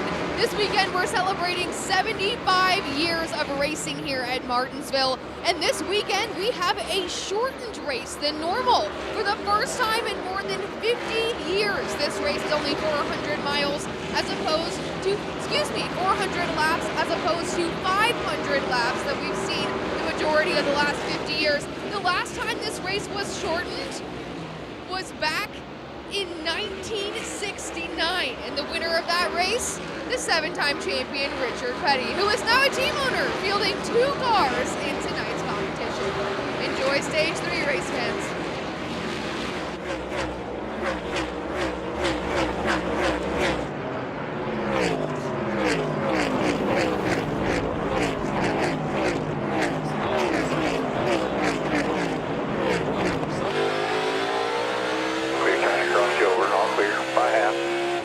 He gets in, but he can't get off.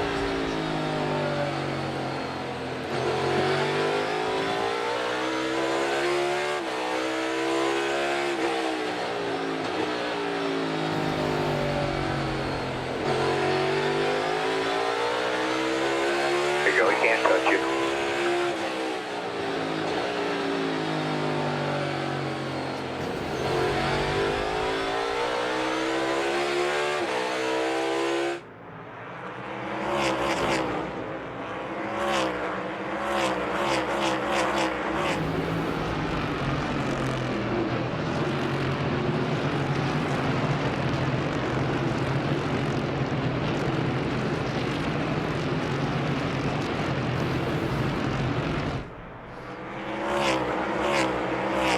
.186 laps to go. Austin Dillon just ran his fastest lap of the race a short bit ago.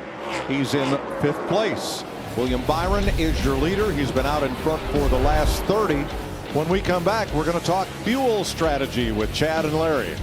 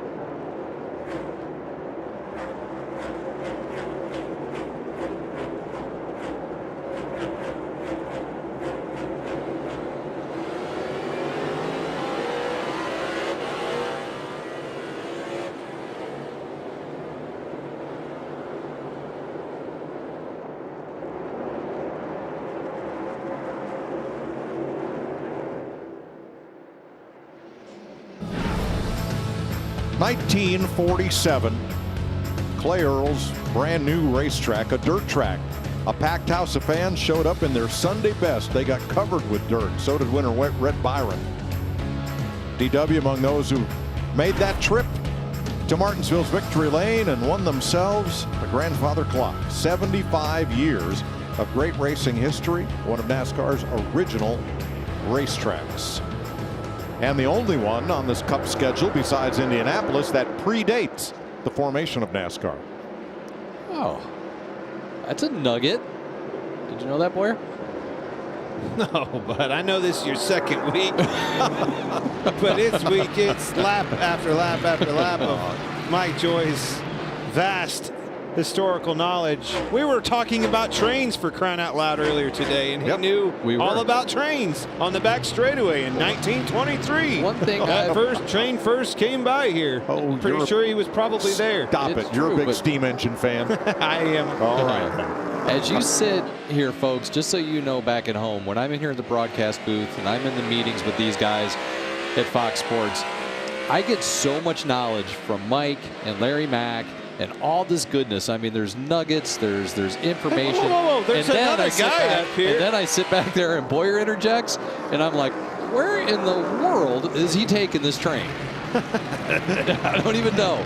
Thank goodness there's tracks. Right. Promise it'll be eventful. That's right. Probably off the track, though. Christopher Bell has been the leading Toyota in this race all night long. Currently in 6th place. Restarted 5th. Eric Almirola outside pole sitter. Restarted 8th. He is up 1 spot to 7th. Bell is your Toyota top performer with 172 laps to go in 6th. Kurt and Kyle Busch 8th and 9th. Martin Truex 13th. Bubba Wallace 20th, and Denny Hamlin still a lap back in 26th.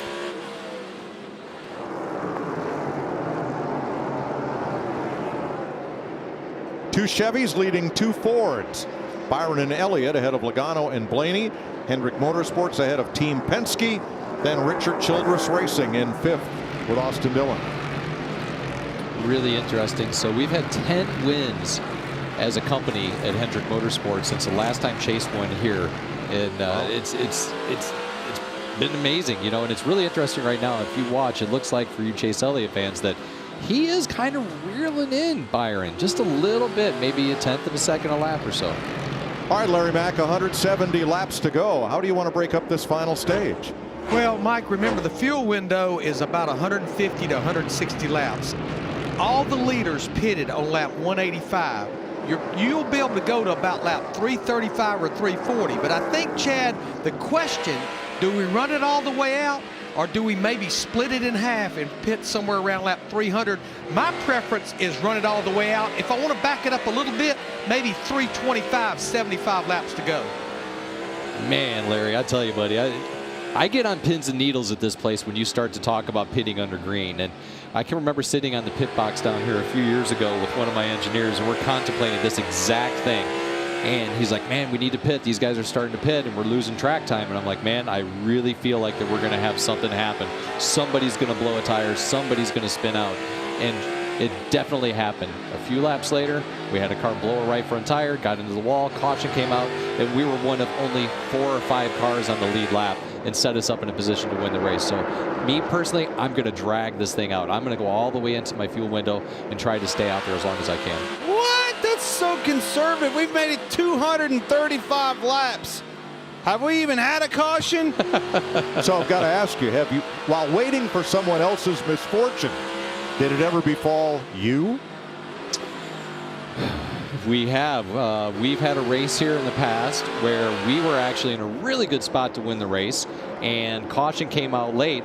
We opted to stay out on late on old tires, and everybody, we were leading, everybody behind us came down pit road and got fresh tires, and that didn't work out too well for us. So strategy always comes into play here at Martinsville, much like it does at every racetrack. You know, I know, Bory, you like to say you don't want to have, I don't like a strategy race, I want a race. Just so you know, there's strategy in every single race. As soon as we drop the green flag, strategy starts to come into play. And you're a crew chief, and I'm a driver. All right, here's where the Coca-Cola family of drivers are running right now. Joey Logano third, Austin Dillon top 5. Tough night for Denny Hamlin, still 1 lap down, and Daniel Suarez, remember, did not stop at the stage break. He's been on the same tires since lap 85.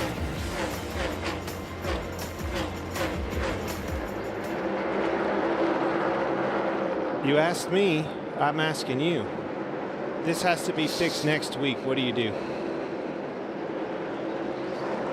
Boss comes to you and says, I don't care. Something has to change next week. You know, something that's interesting that I feel like our racing has taken a bit of a dive, especially on short tracks, and you're going to laugh at this a little bit, is when we took and we gave the guys, we took away the ride height rules. It goes, I swear to God, I've said this a million times. It goes, I'm telling you, you can go back and look at it, flip the switch at that moment. I agree. Why did they never look at that again? I mean, I'm telling you, it shows up like black and white. I'm so glad you said that. I have preached that for 10 years. I'm telling you, it is like that lap right there is when it happened, and nobody ever says it. Boys, the fight was after the race last night, not in the booth tonight. I'm telling you, I'm so glad you said that. You're the only person that's ever agreed with me or ever said that. Okay, God, I was here we go. 159 laps to go, and William Byron out front.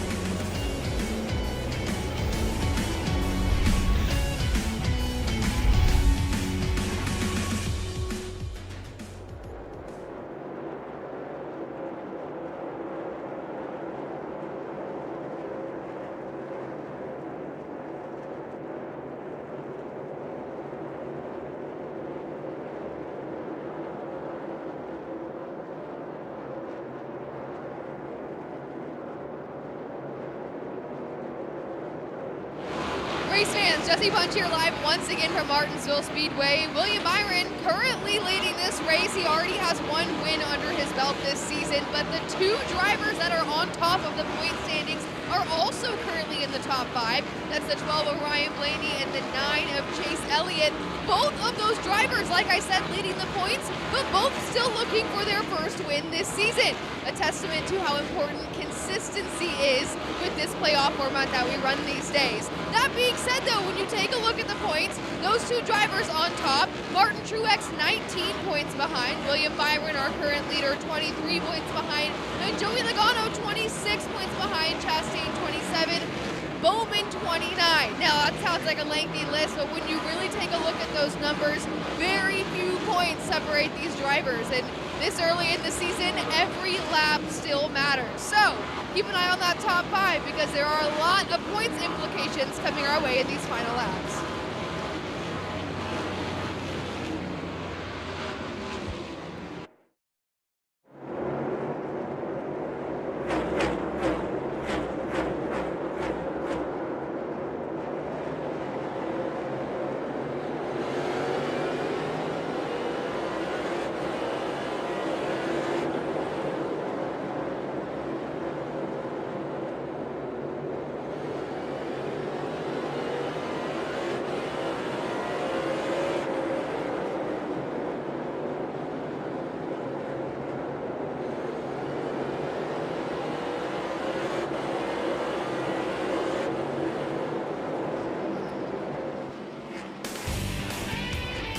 .152 laps to go in the Blue-Emu Maximum Pain Relief 400 at Martinsville. And Daniel Suarez and Chase Elliott got together last lap. Not the first time tonight. Oh.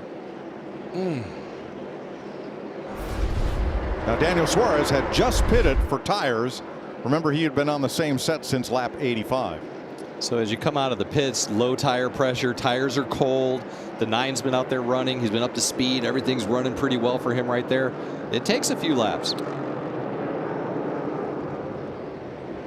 And they threw a Hail Mary, right? You know, they're like, look, we're 2 laps down. We're coming into the stage.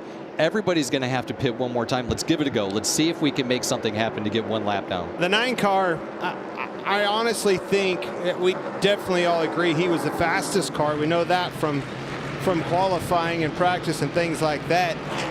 It's going to be interesting. The 24 couldn't do anything with Chase, but I feel like Chase's car rotates, turns that middle better than William Byron in the 24. Is that worth something here? Can he make a pass, capitalize on them catching some of these lap cars? Well, only 2 drivers in the top 10 have been to victory lane this season. William Byron and 10th place Austin Cindric. So a lot riding on these last 147 laps here.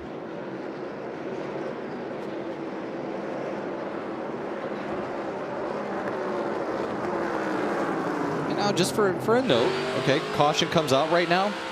You can come down, you can pit, and you make it to the end of the race, right? We're past that window, so we're in the stage of the race where everything's going to be fine if the caution comes out and we come down pit road and get fuel and tires. I'm going to tell you, and I don't mean to be Debbie Downer here, I don't think the caution's coming out unless somebody makes it come out, right? So I need you to start really buckling down and make sure that I win this race. And that's 2 different conversations here.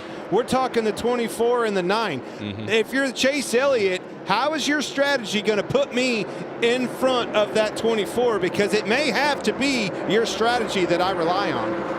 Yeah, this is a tough one. And again, you can call me conservative, you can call me whatever you want, but at this racetrack, I just think waiting to the end makes sense. I know it's going to be faster if you go ahead and you pit a little bit earlier.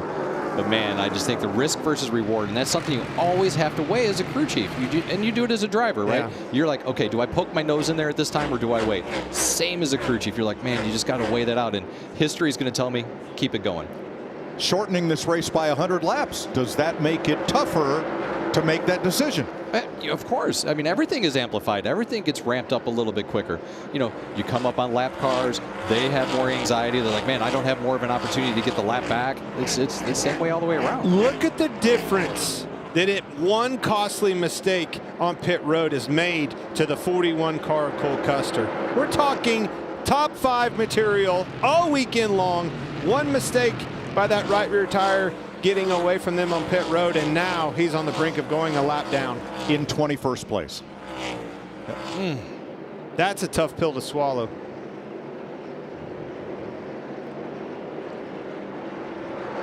Yeah, it might start to get a little rough here if William can't get his nose down underneath him right there. It might get ugly. And now you got the 99 car coming back into play. He's got fresh tires, right? So he's running for his life, hoping that everybody else is going to come down pit road under green. It's that sense of urgency. I'm okay riding behind him now. As soon as the 9 car breaks free and starts gaining on me, which my spotter's going to tell me, it's time to go. I need to put the front bumper to him, move him out of the way, and get gone. But Daniel Suarez is not really in play here. He is 6 laps down. He'll pick up at least one of those laps when drivers make their green flag stop. And he has, I don't know, maybe he's got nothing to lose. But Nothing. 6 laps down, where are you going to go? Forward on fresh tires, that's for sure. The only There he hope is. he's right. The only hope he's got right now, he's getting one of his laps back right now. He's whipping it really hard. Is that the field does exactly what Clint is saying, goes all the way, and everybody has to pit under green, and that gets him back in a similar cycle as to everybody else. But unfortunately, I don't see it changing a whole lot. I think he's still going to end up a couple laps down. I don't think you can look too far again. You know, as we're starting to catch these lap traffic, we're starting to see Lord Joey Logano and Blaney coming back into this conversation. Yeah, Logano 1.3 seconds back. The 2 Penske Fords pretty much running nose to tail, just as the Hendrick Chevys are up front. 1, 2, 3, and 4. And now Byron is going to move Cole Custer. That's that time. I told you, as soon as that 9 car breaks loose, that's going to determine when I'm going to have to lay the bumper to Cole Custer. Now I'm going to try to do it to where the 9, see, got held up. Cole Custer cleared him. And look at the difference with this 22 car, capitalized, caught them all within a matter of just 2 laps. That was just what Joey Logano wanted to see. And his teammates right in tow. Ryan Blaney, you're riding with him right now.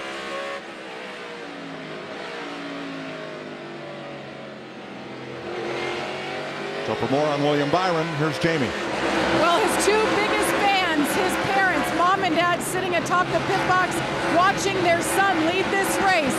Mike, if you remember back to 1 year ago at this very race, Dana Byron right there fell ill suddenly. Well, after testing, they found out that she had a brain tumor. 1 year later, she has a clean bill of health, and she's able to be back at the track enjoying this moment as William continues to lead. Yeah, wonderful to see her back at the track with her husband Bill, William's dad, and leading this race after going to victory lane in the Truck Series earlier this weekend.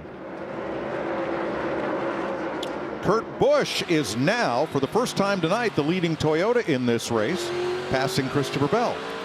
Which I'm glad to see. It tells me, man, I thought I saw this yesterday. Those 2311 cars seem to be fast. I thought really they were going to be a factor. So Kurt Busch marching up through the field, the closing laps of this race inside the top 10, backs up what I saw. And you're right. We saw that with Bubba Wallace. He was right in front of the 9 car that whole stage 2. Just led him all the way through all of those laps, all 100 of them. Bubba is now 20th, the last car on the lead lap, with 130 to go in Martinsville, Virginia.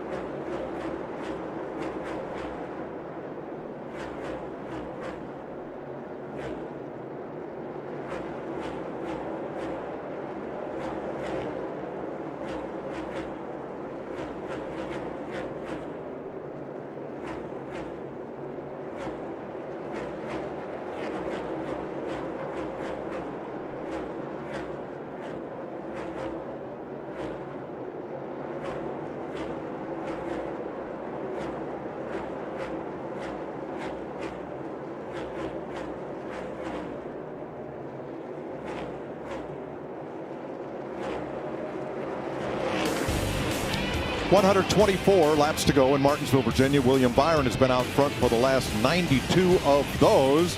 So let's take a look at tonight's Credit One Bank ones to watch. Man, you got to go with the leader, Willie B. William Byron, that 24 car, beat him out of the pits, took charge of this race. I think he's going to win, folks. I really do. You know, Clint, Martinsville is like a home game for Richard Childress Racing. Austin Dillon in that 3 car started back outside the top 20. Good on the long runs. Could he be looking at his second top 5 of 2022? I've got to go with the 9 car. Only driver at Hendrick Motorsports that hasn't gotten a win yet this year. 3 runner-up finishes since his last win. Got the #1 pit stall, and we've got to make 1 more pit stop. I'm going with that 9. Chad, I'm going to go with the 10 car of Eric Almirola. Started this race second, been in the top 7 pretty much the entire night. A strong, long-run race car. And you know what? Tony Stewart, his boss, has been on the pit box with him all night long. Give me Eric Almirola. Joey Logano looking for his first win of the season, putting that 2-2 Twain up into second place. We'll see what happens over these last 100 laps. Can he snap a 36 race winless streak? And those are the Credit One Bank ones to watch as we see the change of second place. And here it is. Coming through. We know. We talked about it. And actually, we heard him talking about this. When do you lay the bumper to? The time is now. Joey Logano put the bumper to the 9 car, Chase Elliott, and in tow, Ryan Blaney. And guess what? He's not the only one. Austin Dillon, we've been talking about that last 15 to 20 laps of a run. Here he is.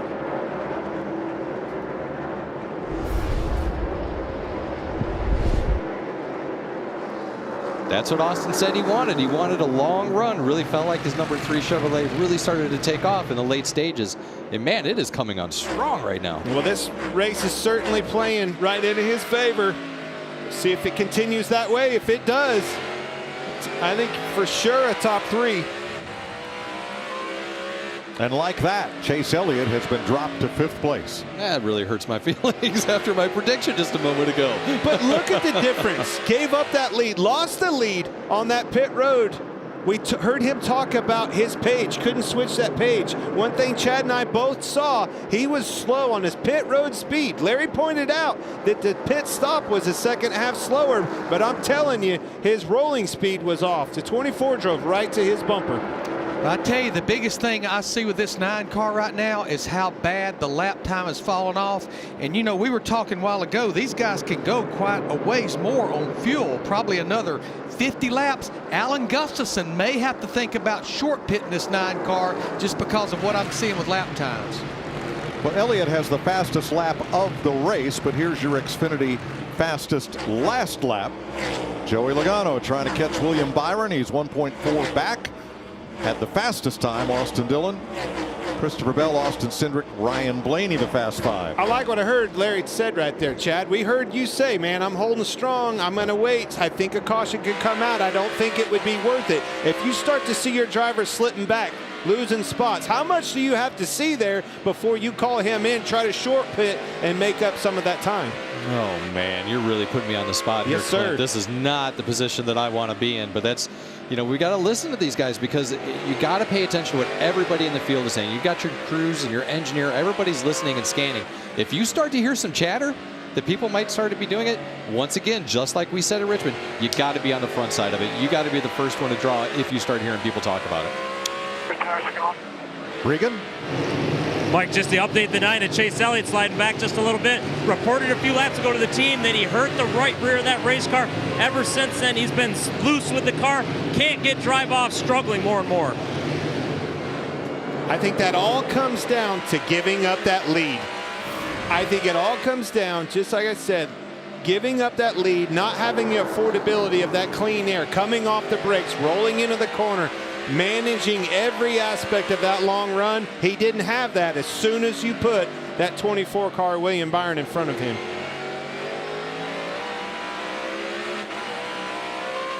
Watching 3rd and 4th place here from Ryan Blaney, and Kyle Busch comes to pit road.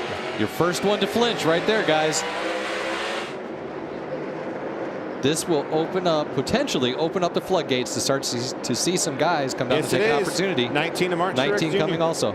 This is what Alan Gustafson's been wanting to see. These other guys start to do this.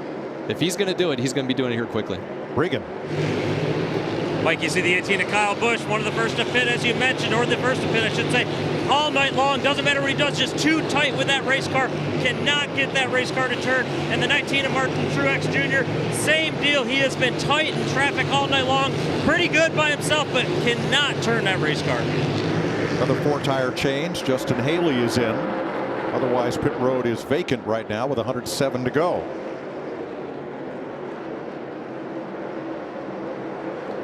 Alex Bowman goes down one, as Cole Custer did earlier. Heard him talk about that vibration he had. It has to be something going ill in the back of that car because he was so strong early in the race. Brad Keselowski makes his stop. Wow, Truex came out and almost cleaned out a bunch of cars in turn 3 and 4. He's got trouble. Right out of the pits. Something down. Is it on the right front? It looks like the right front. One of them flat. The right front tire looks like it's flat. Flat. So he will limp. Definitely down on the rim. Yeah. Christopher Bell is in. Truex will limp around and get back to pit road on the inside of the racetrack, and we stay green. Chad, can you knock the valve stem off with this single lug nut? How does a tire come out flat right off of a pit stop like that? Kind of odd to see that happen. You really wouldn't think so. You go low. This is a new one on me. We're going to have to wait and investigate this one a little bit sooner or a little bit later, but it's definitely a flat tire, but he could have run something over. Alex Bowman and Tyler Reddick are in as green flag stops continue.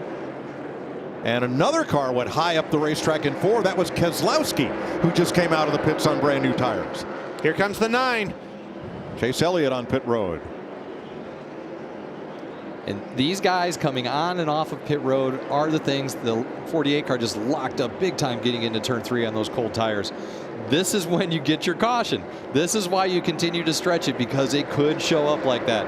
And obviously Rudy and the 24 guys right now, they're thinking we're going to hold serve. Christopher Bell's team over the wall too soon. Regan. All night long, one of the strong suits for the 9-car Chase Elliott was the ability to manage those tires, in particular the rear tires, but not this run. Burnt the rear tires up, got very loose after that happened. You see him making the 4-tire pit stop now to get him to the end. Kurt Busch is in, Chris Buescher. So right now, William Byron is out there running a 2050. The 18 car is running a 2030, so tenths of a second faster. Jamie, what have you got on pit road? Well, Bubba Wallace, and remember they had that penalty earlier with the pit crew as they work on the left side of it. 2-time Truck Series winner here, but he said, Mike, with this new car, it has changed the game. He's had to learn how to drive this track in a completely different way. Wow. Cars are coming out of the pits with no heat in the tires and sliding way up in turns 3 and 4. And everybody has to run for cover when those cars come off before they build any heat in the tire. This is when the money's on the line. Oh, 45's coming out, trying to get some temperature in his. This is when the mistakes start happening. Crunch time on pit road, no mistakes. Do not get caught speeding.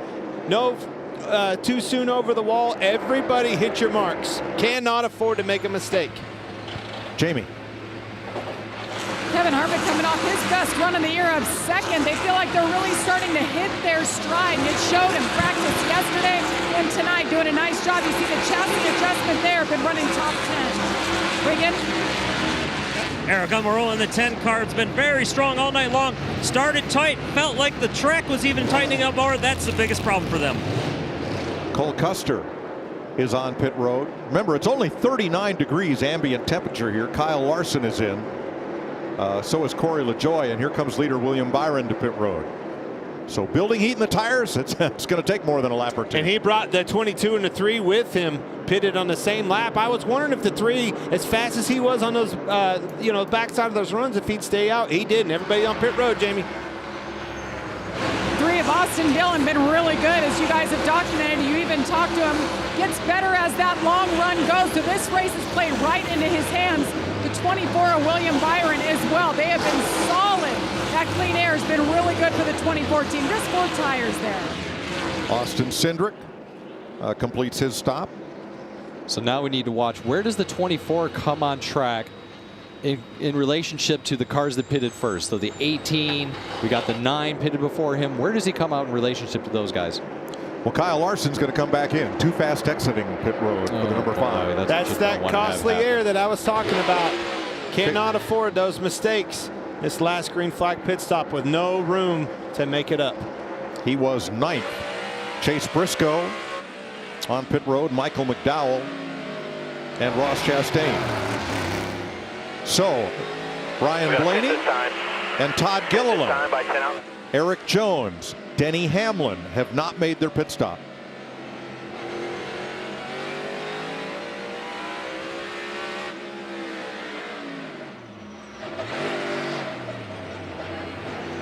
J.J. Yaley is in, and here's Gilliland.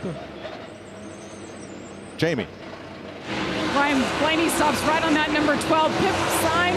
Said he can't get into the corner like he'd like to. Battling with his teammate Joey Logano for a while there. Had a nice run going. They'll adjust a little bit with air pressure and 4 tires.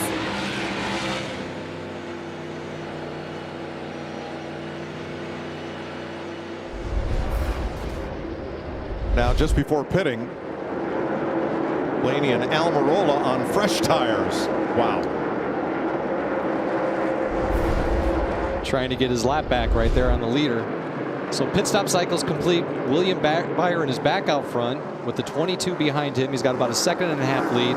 And then Austin Dillon in 3rd place. Just showed you how much faster tires are. I mean, he was literally in the way. Got moved. 22 and 3 is the best battle on the racetrack. 2nd place.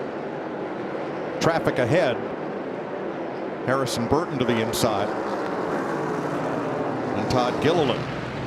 Now, before pit stops, Byron's lead was 3.1 seconds over Logano. With the pit stop, the 22 team cuts that lead in half.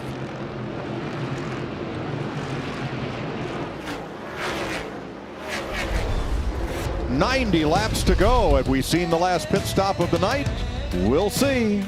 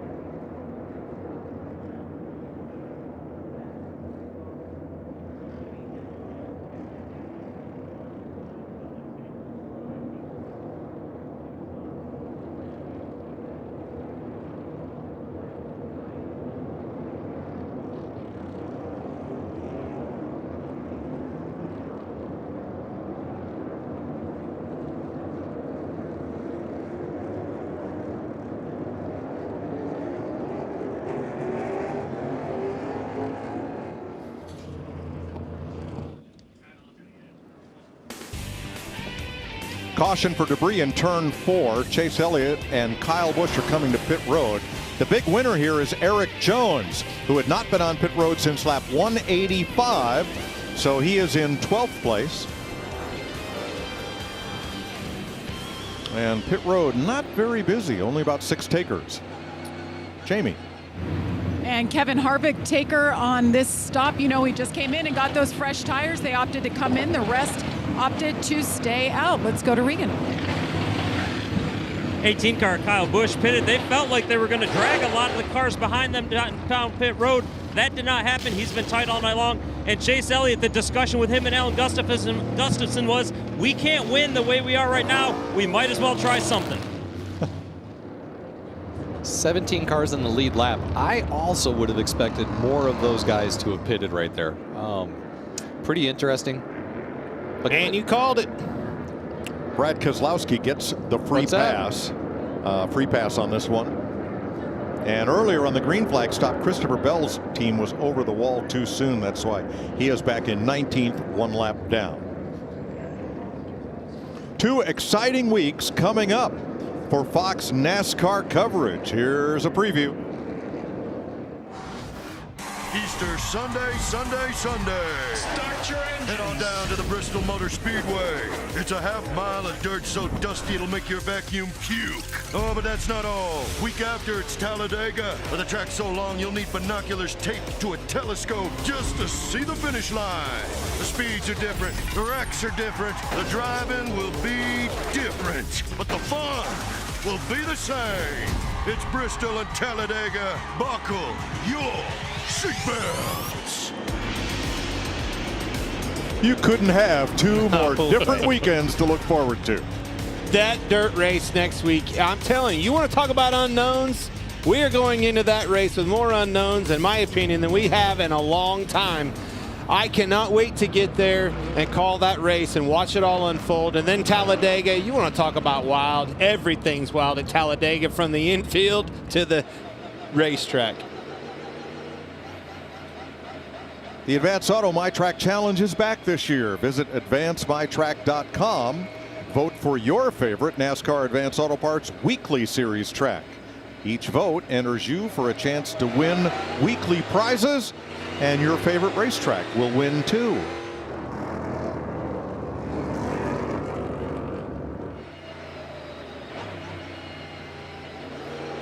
Ryan Blaney will be 4th on this restart.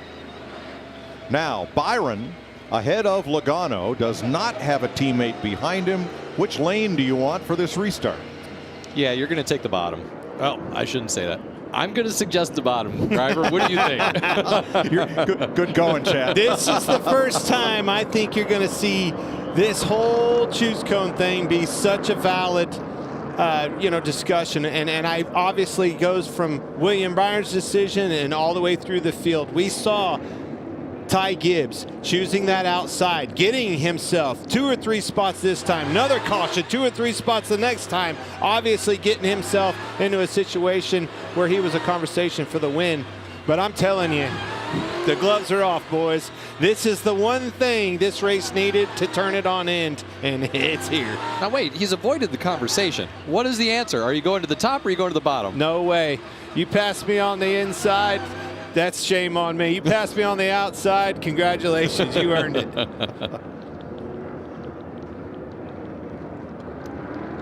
What a beautiful sight, Martinsville Speedway. From our aerial coverage provided by Goodyear. Anything can happen as long as you have the drive.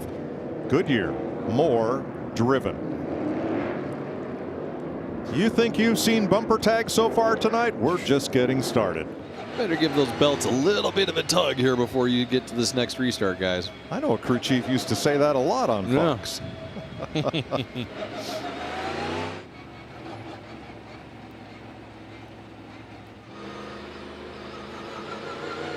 They will choose this time in what could be the final restart of the night. Could be. Probably not. Smirk, smirk. You know, it's still 82 to go. You know, you finally get this caution that we all long for, right? And now you get all excited.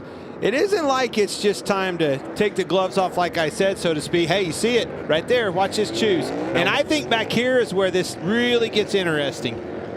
Well, Logano chose with Byron, both on the inside, leaving the outside of the front row open for Austin Dillon. The 24 is the control car. He has to fire off first. That is going to make Dylan's job on this restart very difficult. But if he can get himself in position, what I mean by that, just inches in front of him, you can crowd him down. And if he gets loose underneath of you, that's all it takes for you to take that lead. I'm telling you, that 22 is in a position right now to go 3 wide down the back straightaway. I did that once, Chad. How'd that It did go? not work. No? For you or me. We'll listen to Brandon Benash, Austin Dillon's spotter, on this restart. Going on him.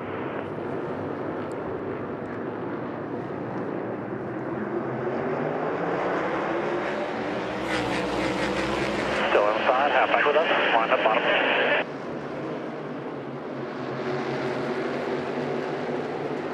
Clear 22, just 24.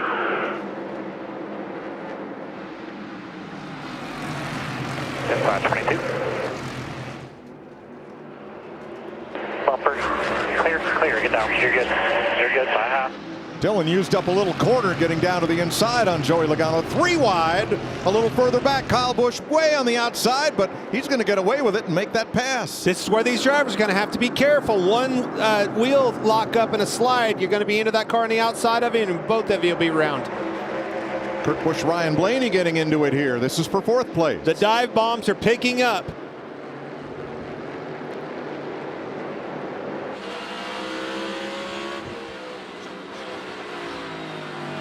Be shy with your bumper. You're clear. And that 10 car is not being hesitant at all to use that bumper and move these cars. Now it's everybody. Hendrick, the 14 gets in the back and Hendrick pushes him into Chastain. I'm telling you, it's picking up. And on the outside, Kyle Busch, the first car that just took tires, in 10th place. Behind him, Elliott, Harvick, Jones, and Buescher, and Bubba Wallace, all with fresh rubber. 3 wide again. Yeah, Kyle is going for it. He's got that fresh rubber on there. He's got about 10 less laps than everybody else on his tires. He's taking advantage of it. And right now is when you need to make hay with those tires. You got to go get it while you got the opportunity. That was a pretty bold move, a risky move, being on the end or on the outside, excuse me, of 3 wide, knowing those 2 on the inside of you are rubbing fenders like that. You stuck it on the outside, past them both.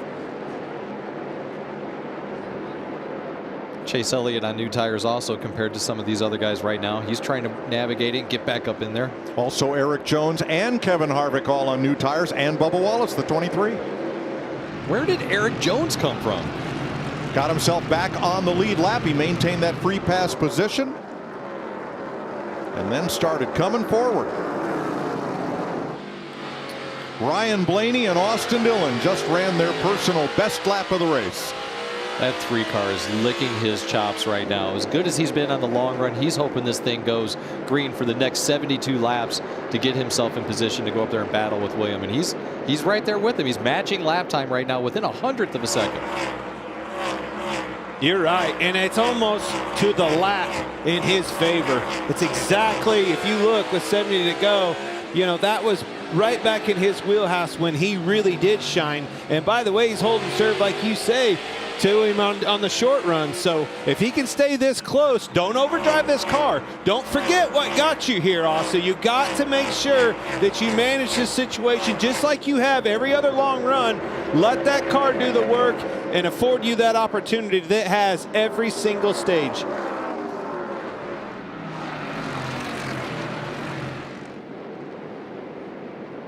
Here's Austin Dillon's night at Martinsville.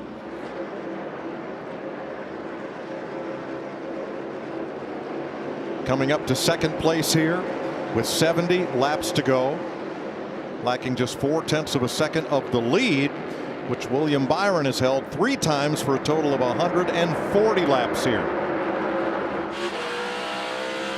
How about this? Kurt Busch in his 45 car has been all over the place, digging, grinding this race out, now in the top 5. Great comeback. Good day for Kurt Busch. Good weekend overall for 2311.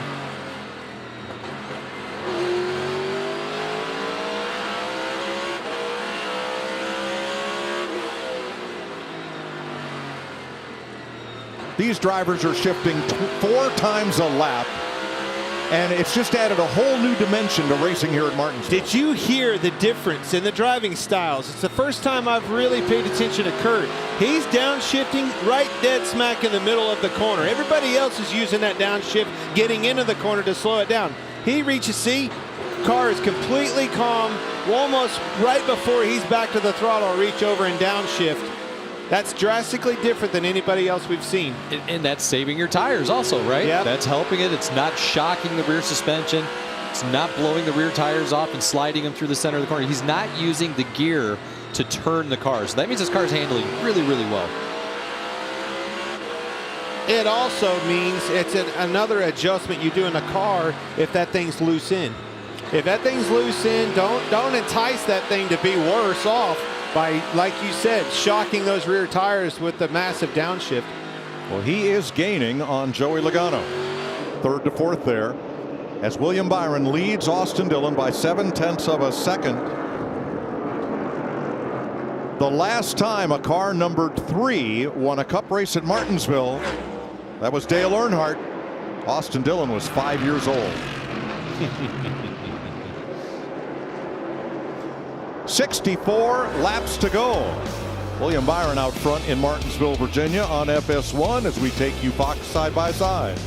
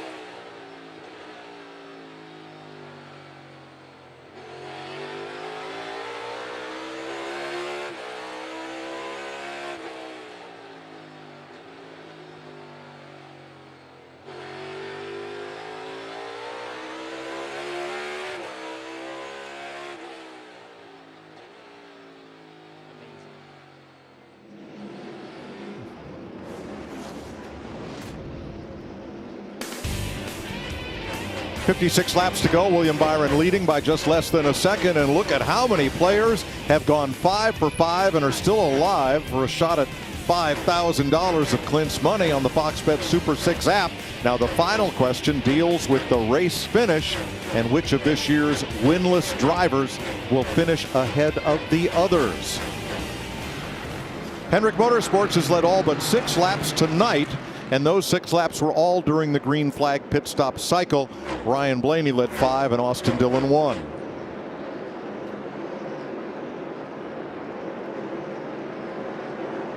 The gap is 1 second. Byron to Dillon. Joey Logano another 0.8 of a second back. And Kurt Busch, trying to gain a little ground, has cut it to 2.5 seconds. On the other side of the ledger, Kevin Harvick, 16th place, Jamie. And Kevin Harvick says he is just plowing tight, been tight all night. He's getting frustrated. This was Kevin talking to Rodney Childers, his crew chiefs, moments ago. One thing to make the car better tonight. What the do you think we're supposed to do better? We have no track partner moves and we have no brake rubbers. We've done rounds at both rears of air pressure. No, maybe we should just keep talking about it and see if I can shift.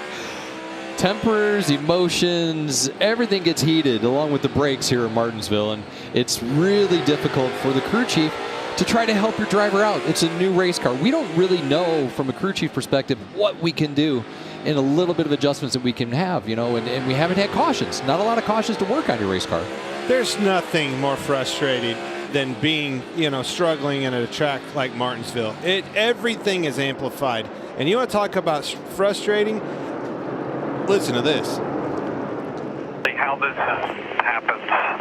Top ranked team that misses its 30th place car. Everybody sucks sometimes, I think. And we just collectively all decided to suck on the same day. That's all I know, I'll tell you. I don't think we all suck.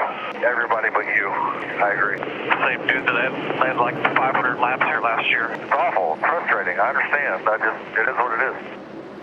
It's the new car blues. We've never been to Martinsville with this brand new next-gen car, and it's a learning process for everybody. Some lessons are easier learned than others. They are. The thing you've got to be cautious with in these types of situations is you can't tear your thing apart, right? You got a crew chief. You've got hundreds of folks that are building your race cars. You've got, you know, engineers and mechanics and spotters and everybody, and you got to be really cautious about what you lash out on. I've been guilty of that myself, of saying things on the radio that I shouldn't. You know, you heard me earlier talk about Austin Dillon, and I was honestly talking to myself. I've been out there in this situation before, and it's so easy to get enticed into racing a different race than what got you there. I've noticed his front brake rotors really glowing. Never saw that on these long runs. His car was turning free. It was effortless. Now the brakes are glowing, and I've seen the 22 car right behind him, Joey Logano, no brake glow. He is managing a long run. Now you see it because he's pressing the 3. But this is a conversation I've been watching a lot of, and I feel like maybe the 3 car overpushed his car trying to keep up with the pace of that 24 and may not have this long run result this time like he's had every other run. Only 45 laps to go. Jamie? And Clint, you're exactly right. We keep hearing Austin Dillon on the radio as the run goes on, man. The car is getting good, but not this time. He said, I'm starting to slide the front end through the corner, something I haven't heard from the 3. So when that thing slides the front end, what do you have to do? You have to hold that brake pedal just a little bit longer because it won't roll the center. You have to slow the car down. That's where the brakes are glowing from. Then the tire pressures build up. It keeps getting worse and worse and worse. Austin Dillon has run more laps in the top 5 tonight than in his whole entire Cup career combined.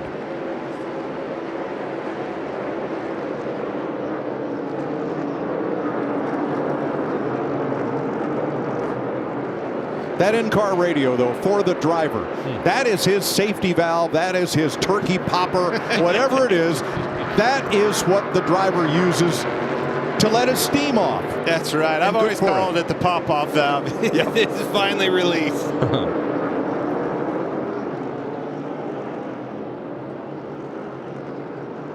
Now let's see Austin Dillon's laps against race leader William Byron.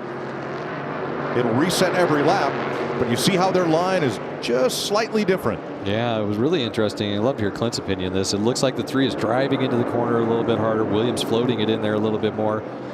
Maybe that's saving the rear tire or front tires just a little bit. But look how he was slow rolling the center. Yeah. That's what is so important here. You have to have that car stop, rotate, change directions so we can get back on the gas, and that's what this 24 car is doing better than anybody else out there. Now the difference was only 6/100ths of a second that lap, but you keep doing that, and that's how William Byron builds that lead. That's not to say, and again, look at Austin Dillon. I think he's made those corrections. I think his team, his crew chief, they can all acknowledge that. They see in the SMT data, the spotter on the roof sees those rotors glowing. Don't think for a second that those guys haven't relayed that information, make some adjustments inside that car, and now you see some gap, some real estate back in between him and that 22 of Joe Logano in his mirror. Now that time, Austin Dillon picked up 9/100ths of a second on Byron. So the gap is 1.6 with 38 laps to go. We'll go Fox side by side one more time.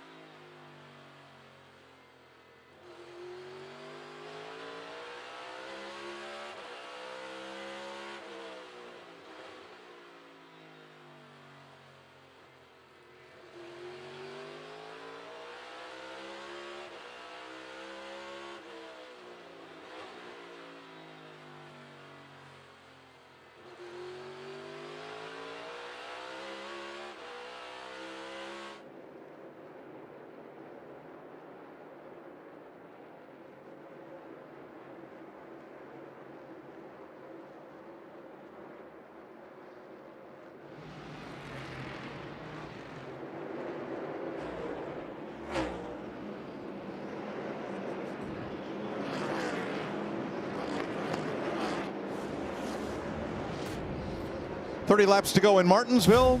The USFL is coming next Saturday. The historic inaugural game as the New Jersey Generals take on the Birmingham Stallions is on Fox and NBC.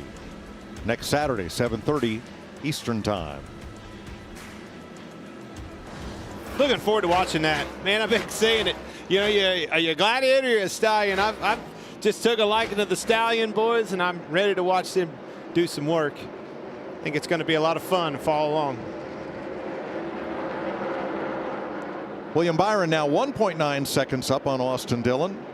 Joey Logano closing on the second place car. Kurt Busch 3 seconds back. Blaney 3 3/4. So this is where you really start having some conversation with your engineers. Okay, we've got roughly 70 laps on our tires. If the caution comes out right now, what do we do? Are we going to come down pit road? How do we make an adjustment to make sure we've got the short run speed if we do? Or is somebody like the 9 car who pitted a little bit after everybody else, does he say, you know what, we're not going to win the race if we come down pit road behind everybody else? Do we stay out there and you get 4 or 5 other guys to do that? You got yourself in a completely different position. Now, of the cars that came in and took tires at lap 314, are we surprised that Kyle Busch, his march forward stopped at 9th place, Chase Elliott's at 11th? The cars with newer tires were quick, but only for a little while. It is a little shocking. You would have seen a little bit more advancement than what we have out of those two guys tonight. But it's, you know, this whole racing is different. You know, Clinton mentioned it before, the wider wheel and tire, the cars handle a little bit different with the shifting. Maybe it's changed the dynamic a lot more than what we had anticipated when we first rolled in here. All right, last lap in turn 3. Joey Logano gave Austin Dillon the boot, but he could not make the pass. Larry. Yeah, what I was going to say, Chad, I think you're exactly right. You know, you look at 18 drivers on the lead lap. Everybody has a lot of laps on those tires, but I think you would definitely have some roll the dice and say, you know what, if we just follow the leader, that's what we're going to do, is follow the leader. I think you definitely would have some stay out. And if you're the first guy that stays out, you're just trying to get your buddies to stay out with you. Come on, man. Let's just get, man, can 4 of us stay out? Maybe we get a shot at it, right? Yeah, you can jump if you want to. I ain't jumping with you. Leader in heavy traffic, William Byron. If you're into numbers, the 24 and the 3 are running 1-2. That's how they finished here in 1999. Jeff Gordon and Dale Earnhardt finished 1-2 in those same car numbers. Driving for those same teams, Hendrick Motorsports and Richard Childress Racing.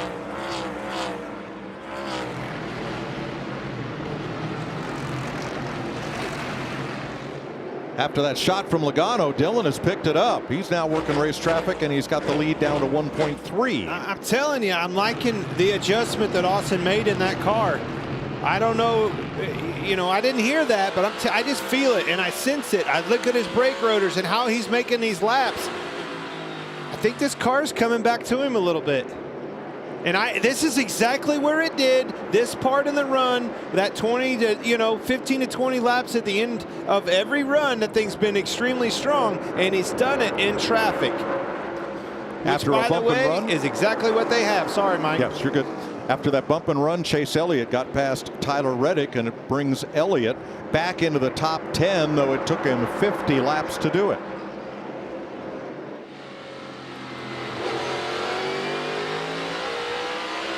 Fast 20 jack him up at 2/3. That's Austin Cindric you're riding with. Oh, he moves Tyler Reddick. Still there. You saw it there. You're good. This is why you better start making your plans on what you're going to do for your tire strategy, because things are definitely heating up.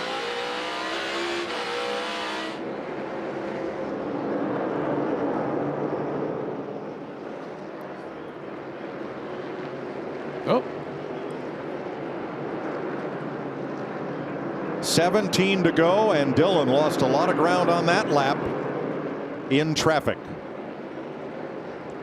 And Logano is right there once again. I'm not sure the 8. He keeps getting really loose off the corner. I don't know if that left rear tire is down, but extremely loose off the last 3 or 4 corners. Man, he's got his hands full right there. Here's a replay of 2 laps ago.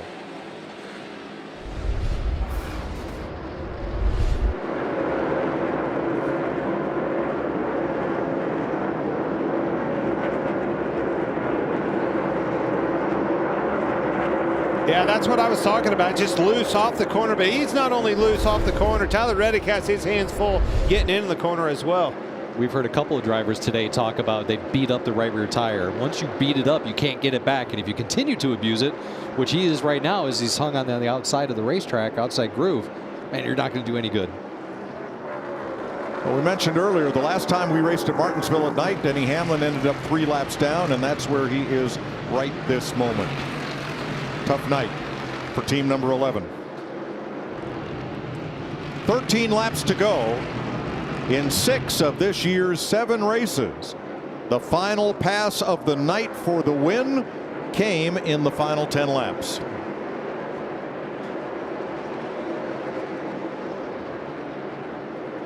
Christopher Bell trying to overcome a penalty on the green flag pit stops back there in 20th. And also the 41 of Cole Custer, who ran 185 laps in the top 5, also trying to overcome a penalty. Seeing a lot of cars getting moved out of the way. Patience is running thin with these guys. We gonna see a caution. 10 to go next time by. Right now with 10 laps to go, you've got half of the guys just dogging, trying to get that position ahead of them, and the other half of the guys saying, can we get past these 10 laps and get this thing done? Well, there's nobody saying that louder than William Byron in that 24. Yeah, how about this? Ty Dillon, man, old brother's running second. look up on that scoreboard in the center. See that 24. Do you hold him up? Well, it's a Byron sandwich between the two Dillon brothers.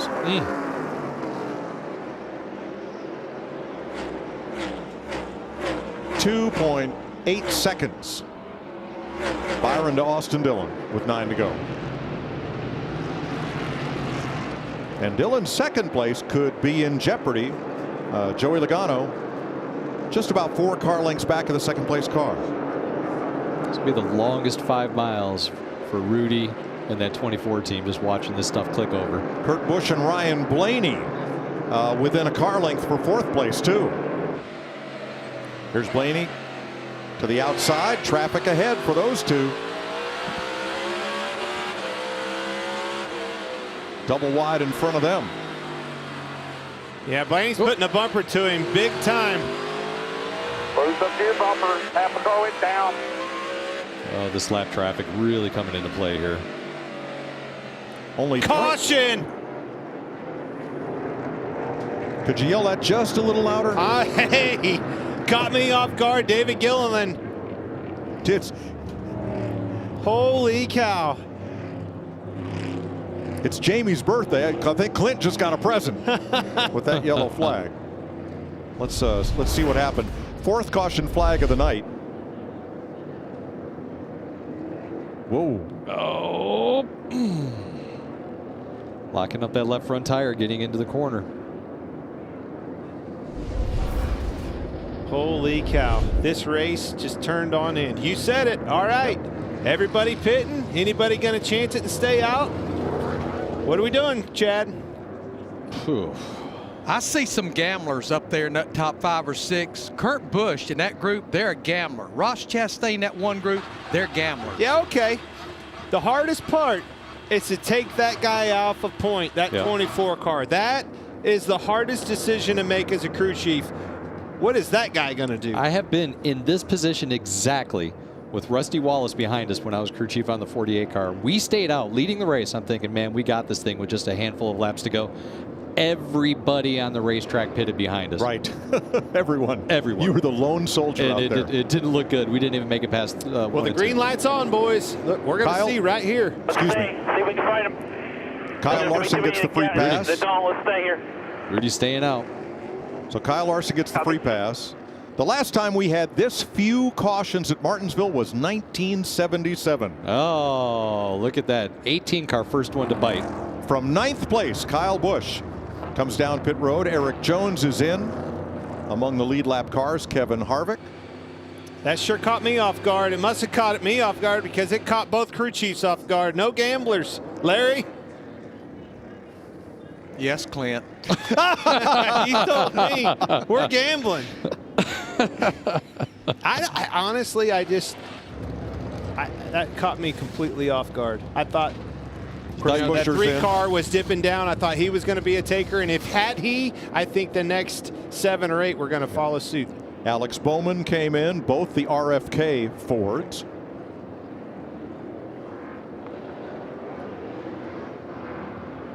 Boy, the choose cone decision is lighting up. What are you going to do? I'm taking the bottom if I'm the 24 for sure. What do you do if you're the 3? Do you follow him or do you try that outside again? Didn't work all that well on the last restart. How bad do I want to win this race? If to win, well, you're going to say that the goal, say you're going to have to rough this guy up to win. Your only chance of doing that is to choose on the inside and push him out of the way. Hate to say that and be that way. Don't even try to dive underneath of him. Trust me, I've tried that before. That does not work. You're going to have to push him out of the way. It's going to be an ugly move. There are going to be a lot of haters, but you might be in victory lane because of it. Well, we are going to NASCAR overtime. Green-white checker. Most of the lap down cars chose to pit. William Byron has been out front for 206 laps, and this is now the most laps that William has led in an entire season, and we're only 8 races in. Good for him.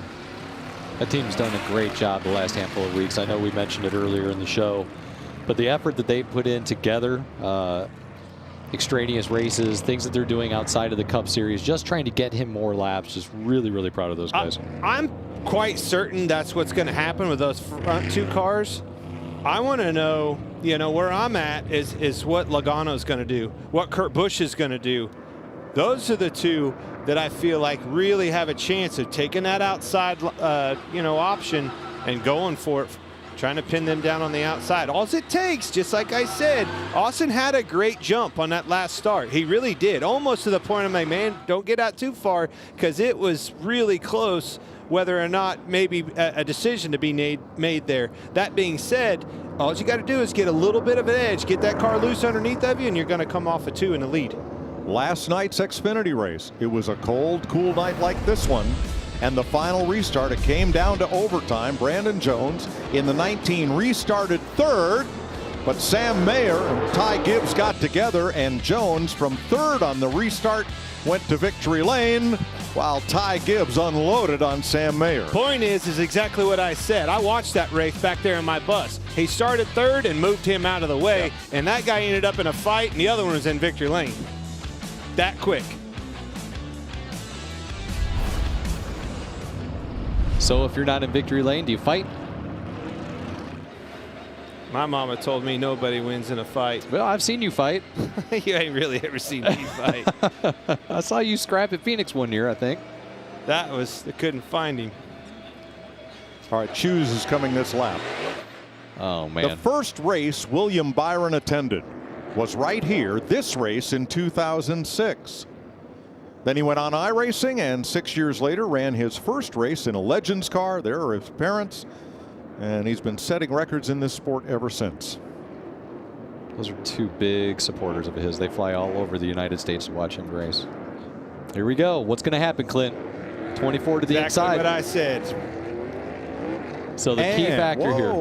How about Kurt Busch going to the inside with the two of them, and Logano outside with his teammate Blaney? Everything, it takes me right back to the Xfinity race. I'm telling you, the 3 car is going to have to be aggressive with the 24, and if he does, that opens the floodgates for Kurt Busch to repay the favor and knock the 3 out of the way and win this race. I don't know. That ain't the way things used to be, but I'm telling you, that's the way things are now. There will be contact. There may be carnage. Yeah. We know Logano can be aggressive on a restart. Will this be the final restart of the night? It is Credit One Bank overtime. Green, white checker. Byron versus Logano on the front row. Here we go. Good restart by the 22. Not the best for Austin Dillon. I don't think he's going to be there to make the move. Byron clears Logano. Dillon in third. William did a great job. Oh, he got too high. He takes the white flag. There it is. Is he going to move him? Next flag, and it's over. He is. Shot. He's in the back of him. Shots fired off That's turn a 2. really good defense. Wow. I don't think he can get to him. He tried. And William Byron comes off turn 4 to win at Martinsville. Takes me back. What won him that race was the jump.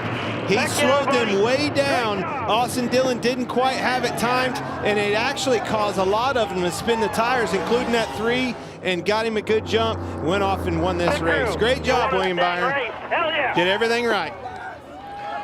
William Byron for Raptor Bedliner, Team Hendrick Motorsports, and Team Chevrolet will go to victory lane for the 4th time in his 152 race career. How about Ross Chastain coming back and getting a top 5?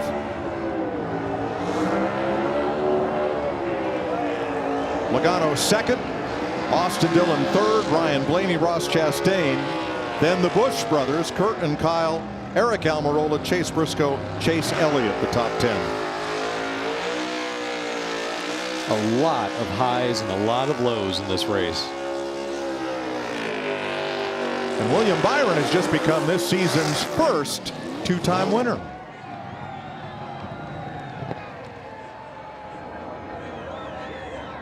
He finished second here in the fall race in 2019. And all 4 of his wins have come not only on different tracks, but on different types of tracks. He's getting so versatile. His road course racing is getting better. Obviously fantastic on the short tracks. One here on Thursday in the Truck Series race. HendrickCars.com on that car. Another victory here Saturday night. It really blows my mind, you know, his path. It tells you just how things have changed in this sport. I mean, he didn't grind it out on short tracks, come from go-karts, go through the stepping stones of NASCAR. He got here. Once he got into the Truck Series, went to the Xfinity. Unbelievable. Regan Smith. Oh, William Byron, a huge embrace with his pit crew just a moment ago on his way to get the checkered flag. William, over there. Behind you.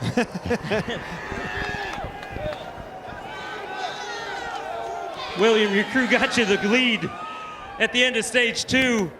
You did the rest all night long. You had to fend off a late race restart. Didn't place a wheel wrong all night long. How good does it feel to win at Martinsville? And it feels awesome. You know, I knew when that last caution came out, we were probably, you know, I thought everyone behind us would pit, and luckily, you know, we stayed out. We were aggressive. We felt like we could refire on the tires and be okay. And you got one of the most aggressive guys behind you in Logano, and I knew, like, I chattered the tires in 3 and 4 and kind of left the bottom open, but was able to kind of block my exits and get a good drive off. So this one's for my mom. You know, she last time this same weekend last year, she had kind of a mini stroke and was diagnosed with brain cancer. So it means a lot to have her here, and it's been a crazy year, but she's doing great, and thanks everybody for the support. I kind of felt like she was riding there with me. So it's cool to have her here, and I'm definitely going to enjoy this one. She was definitely riding with you, as a matter of fact, on the pit box all night long. A lot of smiles. What do you think that moment's going to be like when you see her in a minute here? Oh, man, it's going to be awesome. I love my parents. They've been so supportive, but also kind of let me grow up as I get older. So, yeah, I got a great support system. Thanks to all the fans for coming out. Great crowd.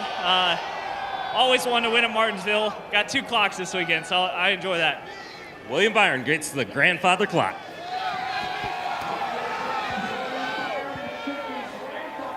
And Joey Logano comes up 1 spot short. And Joey, you rallied there. You had a run for it at the end, but with so many unknowns coming into this race, your perspective on just what it was like with this car. Yeah, I mean, it was a good race down to the end. Really hard to pass. Yeah, I felt like, man, if I just had a better restart before that, I think I chose the wrong lane and got the 3 in front of me, and I just got stuck behind him, couldn't pass him, and maybe I could have had something for the 24 in that long haul, if not. But just that final restart there, you know, had a front row. It's what you can ask for. Got cleared to second, and you know, William kind of messed up off of 4 and let me get to him. And he did a really good job at brake checking a 2/3, right? Which is, I mean, it's a good job. He did what he's supposed to do, and kind of got me all stuffed up behind him, and I couldn't accelerate off the corner and be as close as I needed to be down into 3 to execute the old bump and run. So couldn't get quite to him, but his corner entry was really strong too, which I think allowed him to get in there pretty strong. So overall, the Shell Pennzoil Mustang had a solid run. Just hate being that close to winning and not making it happen, but big points today, and it just stings. Second just sucks sometimes. That's all. Best finish of the year, if there's a silver lining, Mike. That's for sure. Let's take a look at the final restart. I take it right to this jump. Did a great job. See, Logano started coming to him, and he waited. Boom, there it went. See the 3 spins the tires behind him. Now the 3's blocking. Took that conversation clear out of the window. The battle's at 22 is the only car that William Byron had to focus on. When he cleared him right there, the race was his, unless that 22 knocked him out of the way and stole it. Almost had an opportunity right here. Williams said he went in, shattered the tires, ran up the racetrack, jumped back in the throttle. Car gets sideways. The 22's in position right here. If he really wants to get in there, he can knock him super hard. William backs it up a little bit, gets the car underneath him, and then takes that hit. I mean, hats off to Joey Logano. Like I said, he was there. Got into him, let him know he was there, tried to do it again right there, but he didn't wreck him. He didn't knock him out of the way. It wasn't anything dirty. This is a good finish. It really was. No, raced him hard, but raced him clean. That's right. Having one of the best nights of his career was Austin Dillon. Here's Jamie.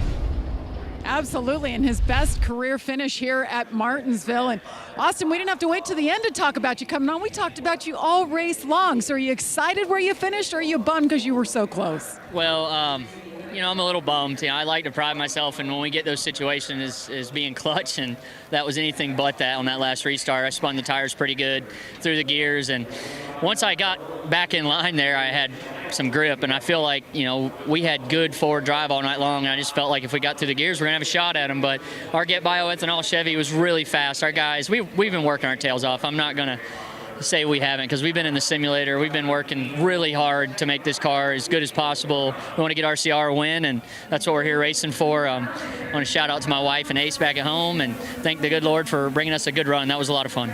3 straight top 10s for Austin Dillon. Great third place finish as William Byron celebrates with his group after a race in which he led 212 laps and survived an overtime restart to go to victory lane. Tick-tock, grandfather clock.